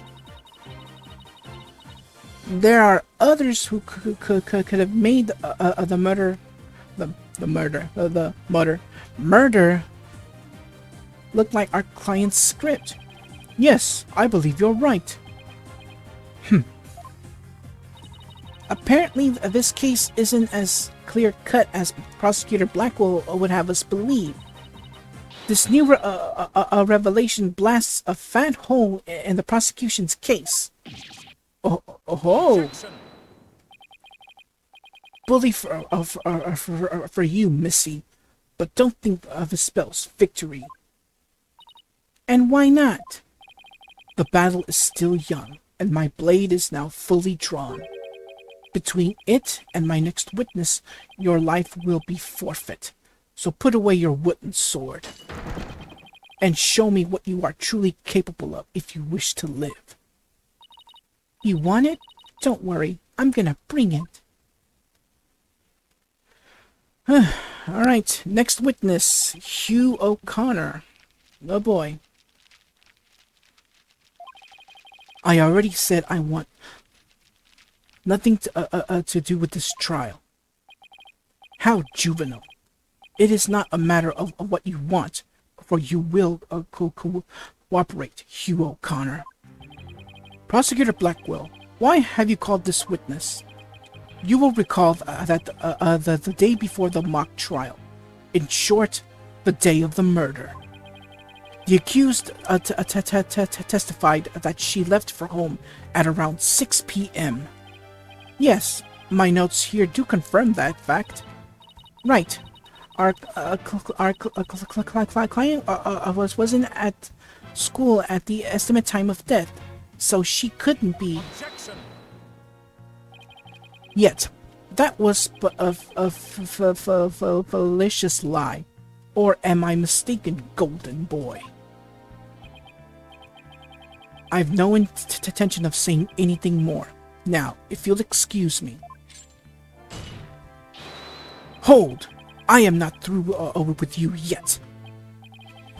It seems the rogue prosecutor has it out for me. Leave, and we just might discuss you know what. No, wait! One little statement and Mr. Cool loses it? What's that all about? I changed my mind. I'll stay and testify. Are you sure, Mr. O'Connor? The word of a genius is as good as gold. Let's get on with it. Hugh O'Connor, a senior at the Themis Legal Academy. Lawyer, of course. How's that? Just fine.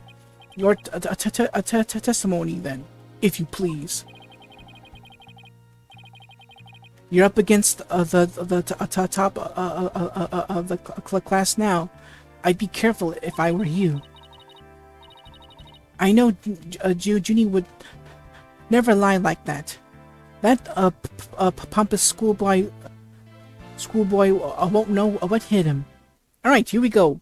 Next testimony. Around the time of the murder. To get mentally prepared for the mock trial, I meditated at the archery range until 7 p.m. At around 7:15, I went to the main building before going home. That's when I saw Juniper. We didn't say much as we passed by each other. She seemed her usual self. That's it. Anything else you'd like to ask? That is quite enough. Well done, golden boy. The final bell rings at 7 p.m., at which point the campus is a desolate place. Now, you will recall the tape recorder. We know the time of the voice recording. It was 7:10 p.m., the day before the mock trial. That was the dark hour of this heinous crime. Do you have any proof of that?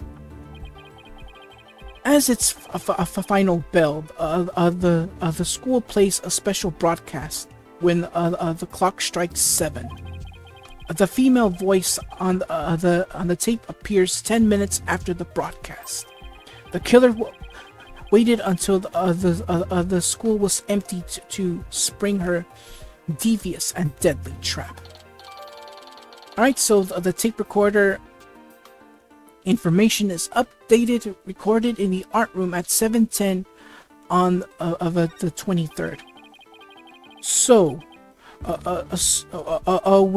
when the witness saw the defendant, that would have been, indeed, it was 5 minutes after the voice was captured on tape in the art room. Ergo, we know that the accused was still in the main building, even after the killing. So the time of the murder and the time of when the body was moved. Great, another inconvenient testimony. Miss Sykes, your cross-examination, please. Alright, here we go.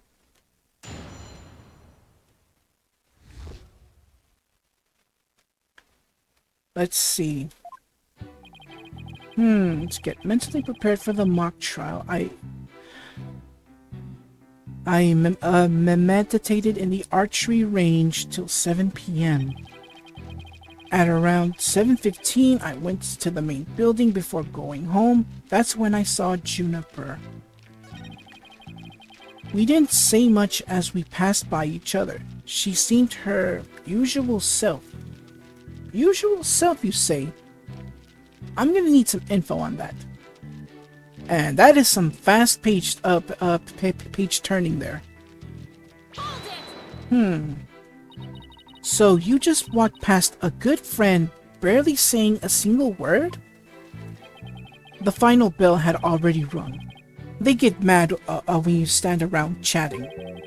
And then again, we're not like you people, talking endlessly in those annoying loud voices. Objection! That's kind of mean, you know. Annoyingly loud voices? I'd like it if you refrain from insulting my partner like that. Normally, I'd shout objection right about now, but I'll take this one for the team. Anyway, I think that's all about I have to say. That's it. Anything else you want to ask? Yeah, let's ask him. Hold it! Let's ask for another question. Oh, let's press on it. All right, I'll take you up on your kind offer. I expected as much, so go ahead, ask away. Mr. O'Connor, I want to ask you, how did you prep for the mock trial? Please tell the court what you were doing on October 23rd, the day before the mock trial. Heh, that's an easy one. Nothing in particular. Nothing at all? You didn't help with the preparations? Heh, you don't get it, do you? I was merely playing the role assigned to me. I left the preparations and of alike to others. My job was to be mentally prepared. Junie put her heart and soul into getting things ready, while he just sat on his behind? Just to reiterate, I spent most of the 23rd meditating at the archery range. I didn't talk to anyone unless the school closed at 7 p.m. I suppose a few archery club members did come and go while I was there. But you didn't talk to anyone? Not a single soul? That's right. I didn't say a word to anyone till the final bell at 7 p.m. I see. This is crucial information. Please add it to your testimony. I don't know if you're bluffing, but if you are, you have a pretty good poker face. Alright, new testimony. I didn't talk to anyone until the final bell. I'd been meditating alone at the archery range.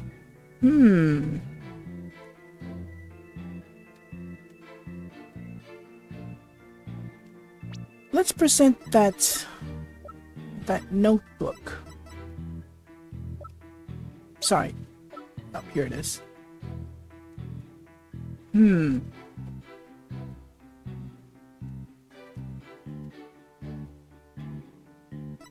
Well, I mean, this is a notebook, but it's also a planner, but let's see. Objection! So, you didn't talk to anybody on October 23rd. Are you sure about that? Heh, I already told you, my word is as good as gold. However, let's take a look at this real quick.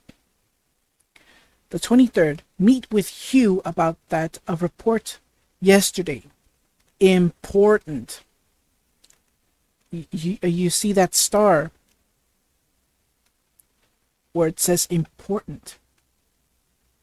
And he says he didn't talk to anyone about that. Hence, that's why I presented the planner. Okay, then how do you explain this? And don't spare any details. Sorry. Never seen that before. This is the victim's planner. She recorded all of her plans in great detail. Take a look at this page here. It reads 23rd, meet with Hugh, and important. Don't you find that interesting? What? Where'd you get that? The key word here is important. You say you were at the archery range all day, but you also said a few students came and went while you were there. That doesn't sound like a great place for an important talk.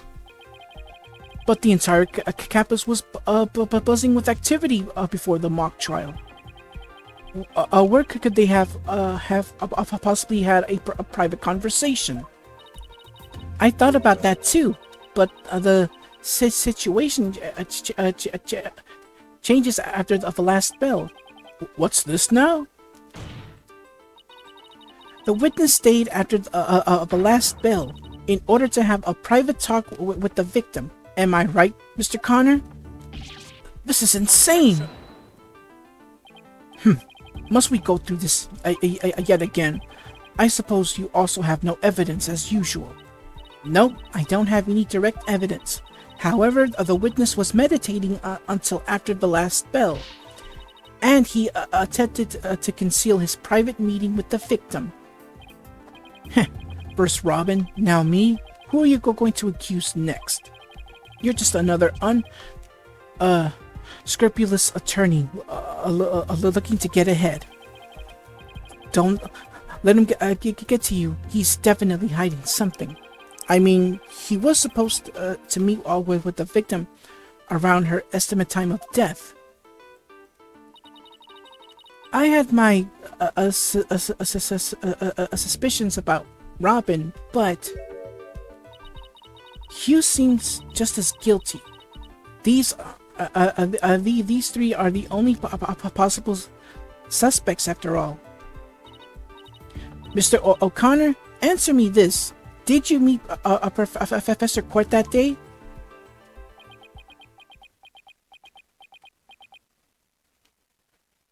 Longest silence ever. Sorry, Mr. Jailbird Prosecutor. I don't mean to steal your thunder, but I've something to say. If it will save me trouble, then by all means speak away. If you would recall, Miss Sykes, the voice on the tape recorder was female. Knowing that, I'd like you to explain how I could possibly be a suspect. Oh, he has a point. Impressive. Golden Boy here does shine gold indeed.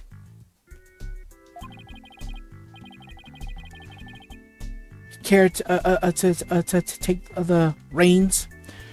You're more than capable of prosecuting this case. Sorry, but I'm studying to be a lawyer. What a pity. To think such genius is to be wasted on one mere lawyering. He's sweating!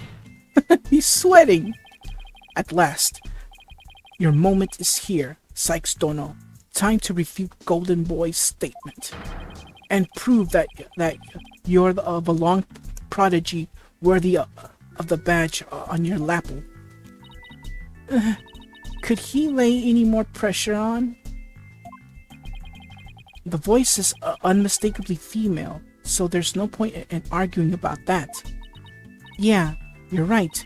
In which case, to whom does the voice on the tape really belong to?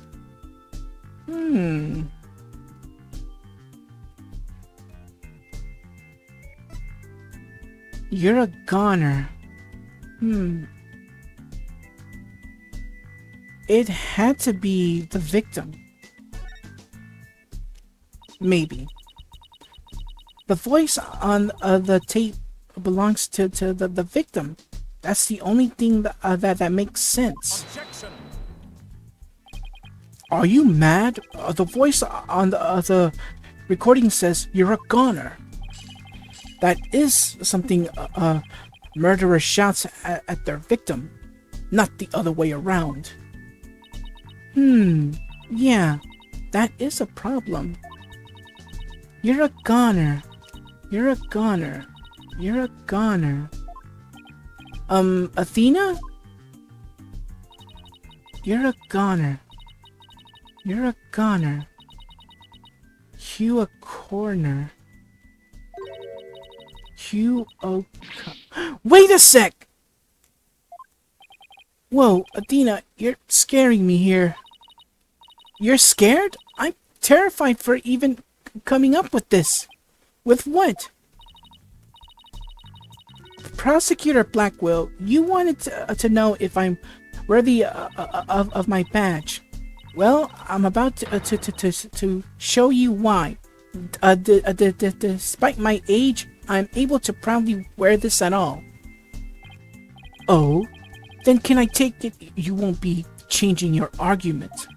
Still, it stands that it's a bit odd for the victim to be the one yelling, "You're a goner." I agree, if that's what the victim was saying, but it's not. I assume you have something to back up your assertions, Ms. Sykes. Not exactly, but you don't have to add fuel to the fire, Your Honor. If it is indeed Professor Court's voice on the tape, then she was shouting because she was...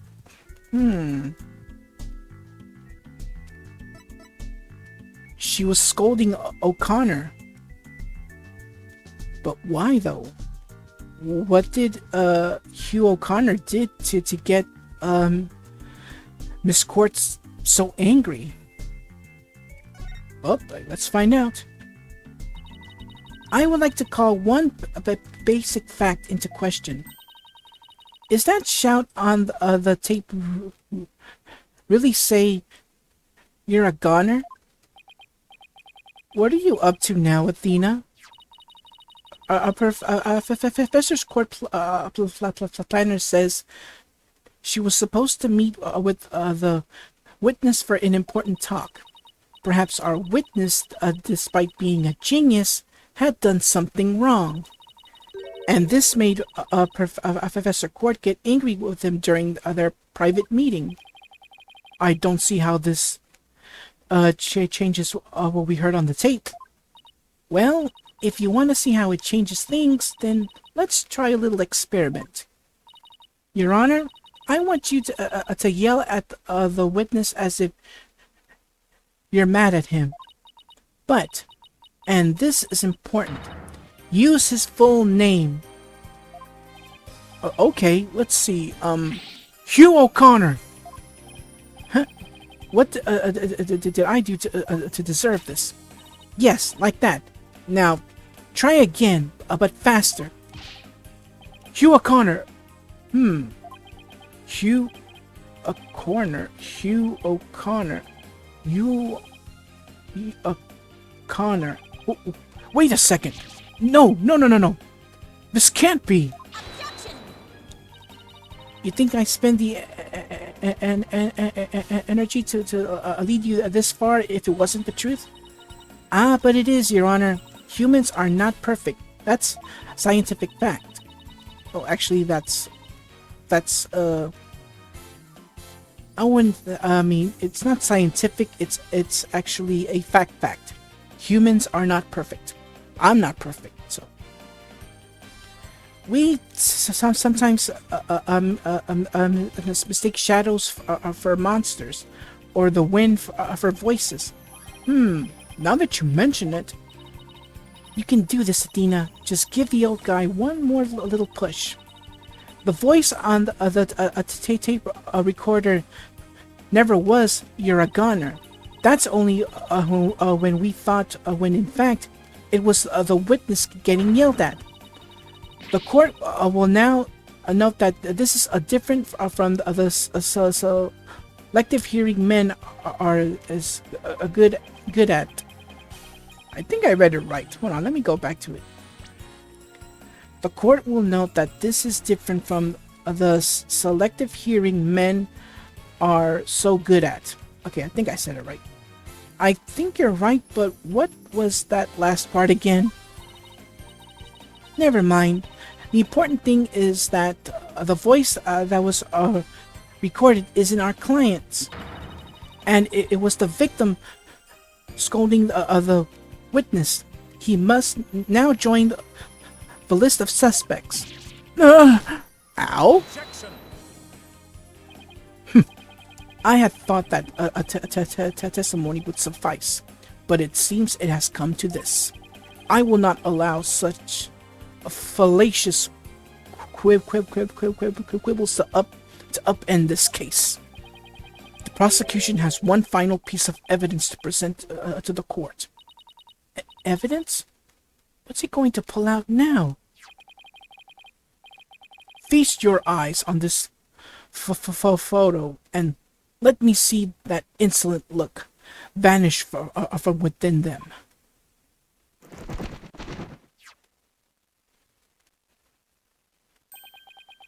Let's see here. Oh, it's a picture of the defendant and the victim. The photography shows a professor and student preparing the mock trial together. Wait, was this taken in the art room? The room where the murder occurred? Indeed it was. But the revelations do not end there. Do you see the clock on the wall? 7:05. It reads 7:05, a mere 5 minutes before the voice was recorded on the tape. What? The accused brutally stabbed the victim to death 5 minutes after this photo was taken. Alright, so we're given a new piece of evidence: the school camera photo. A photo of the art room while preparations were being made, taken on the day of the murder. Oh boy. It seems the defendant's culpability in this crime is quite obvious. Junie was with Professor Court just 5 minutes before she was murdered? What now? Nothing I say can change that fact. Understand now? You can believe in your client all you wish, but try as you might. Such misplaced faith would inevitably be cut down before the cruel, steely blade of truth. Yeah. Listen, Misty. The person you'd like to save more than anyone else in this world? I'd be willing to wager that your defense isn't what they desire. But I became a lawyer so I could... You still fail to understand. After so much pain and defeat, the courts are not the play yards of little children dressed as lawyers. So before you break your back in failure, run along home and grow up.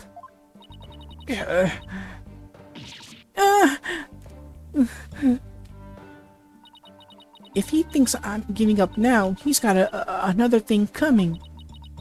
I have to find my inner strength if I ever hope to save him.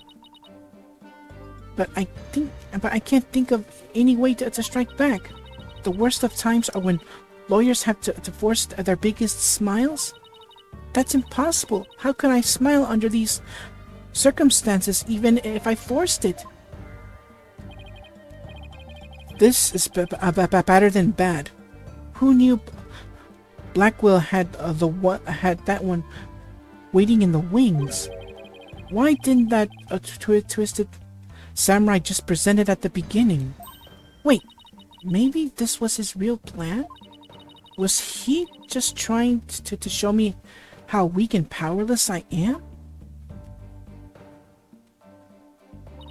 Maybe he's right because I really haven't gotten a clue. Who's the real killer? Who murdered Professor Constance Court? Robin Newman, a girl who had been forced to live a lie as a guy?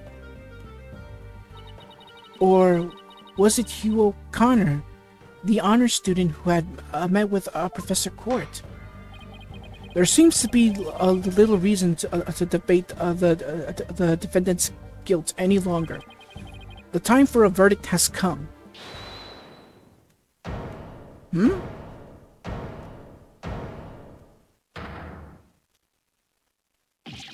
No! That's not gonna happen, man! What's the meaning of this? You can't interrupt the judge about to hand down a... Maybe, but false verdicts are a no-no. What? Miss Newman, please explain yourself. Juniper's not the killer. I know because I know who the real killer is. You do? You know who the real killer is? What's she up to now? Yep, I know because the real killer is... Why do I get the feeling she's gonna say it? M.E. Me. What? It was me! I did it alone! Just me! I don't get it. Why is she confessing? Miss Newman was witness near the stage. There's even a related photo of her. The more I think about it, the more suspicious she seems. Robin Newman isn't the kind of guy who pins the blame on friends just so he can walk free. Get over with. Get it over with. Declare me guilty already.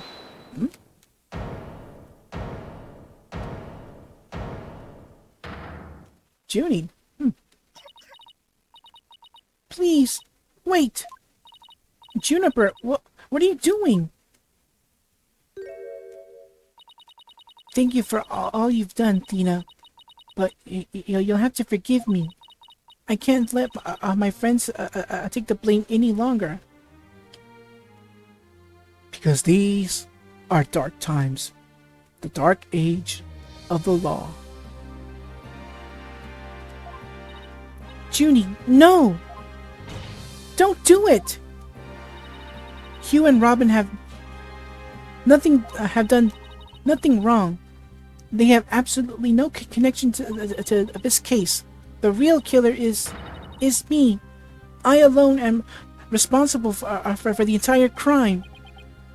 What? Junie, you know that's not true. Hurry up and retract your statement. I'm afraid it is true. Forgive me, Athena. This is not good.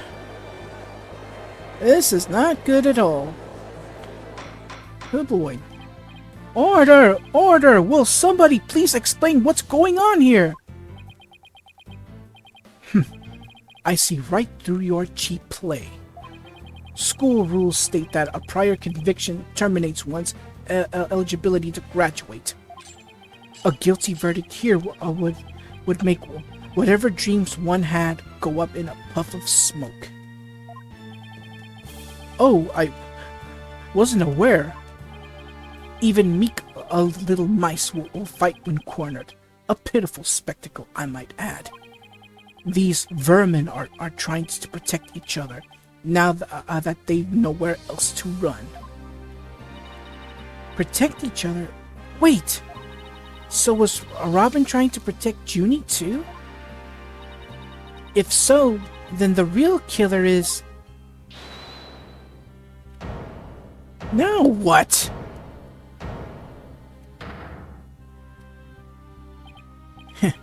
This whole thing's a joke. Uh-oh, now it's Hugh's turn. What? What is wrong with these kids these days? I know what just crossed your mind, Miss Sykes. You think I'm the killer, don't you? Wow, he really is a genius. He even knows what you're thinking. I think it's about time I told you the truth. And I'll even get right to the point. It was me. I did it. Wait. What?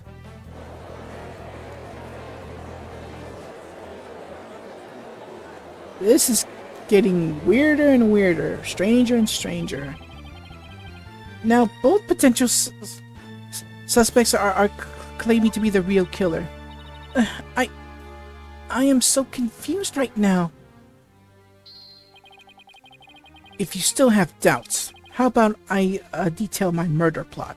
It's absolute genius.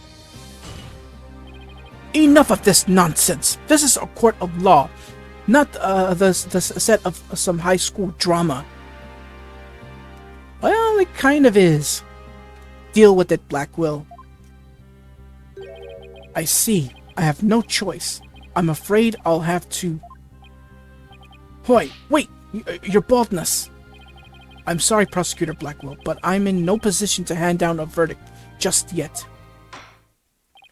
I am hoping that the defense and prosecution can come up with some airtight evidence. That is why I'm giving you both the rest of the day to continue investigating this case. Pinch me, I think I'm dreaming. Fine, do as you wish. This brings today's proceedings to a close. Court is adjourned. Judge out? Alright. Man, this case is getting weirder and weirder. Oh my goodness. Well, I guess the only thing we can do now is continue the investigation and search for more evidence. There's a culprit, alright, and we're gonna find whoever it is that killed Miss Court. So, until then everyone, take care and God bless. Thank you so much for watching. If you enjoyed the video, leave a like, comment, and share with all your family and friends. If you're enjoying my content, consider subscribing to the channel. And don't forget to click that bell to receive notifications for new videos. Take care and God bless.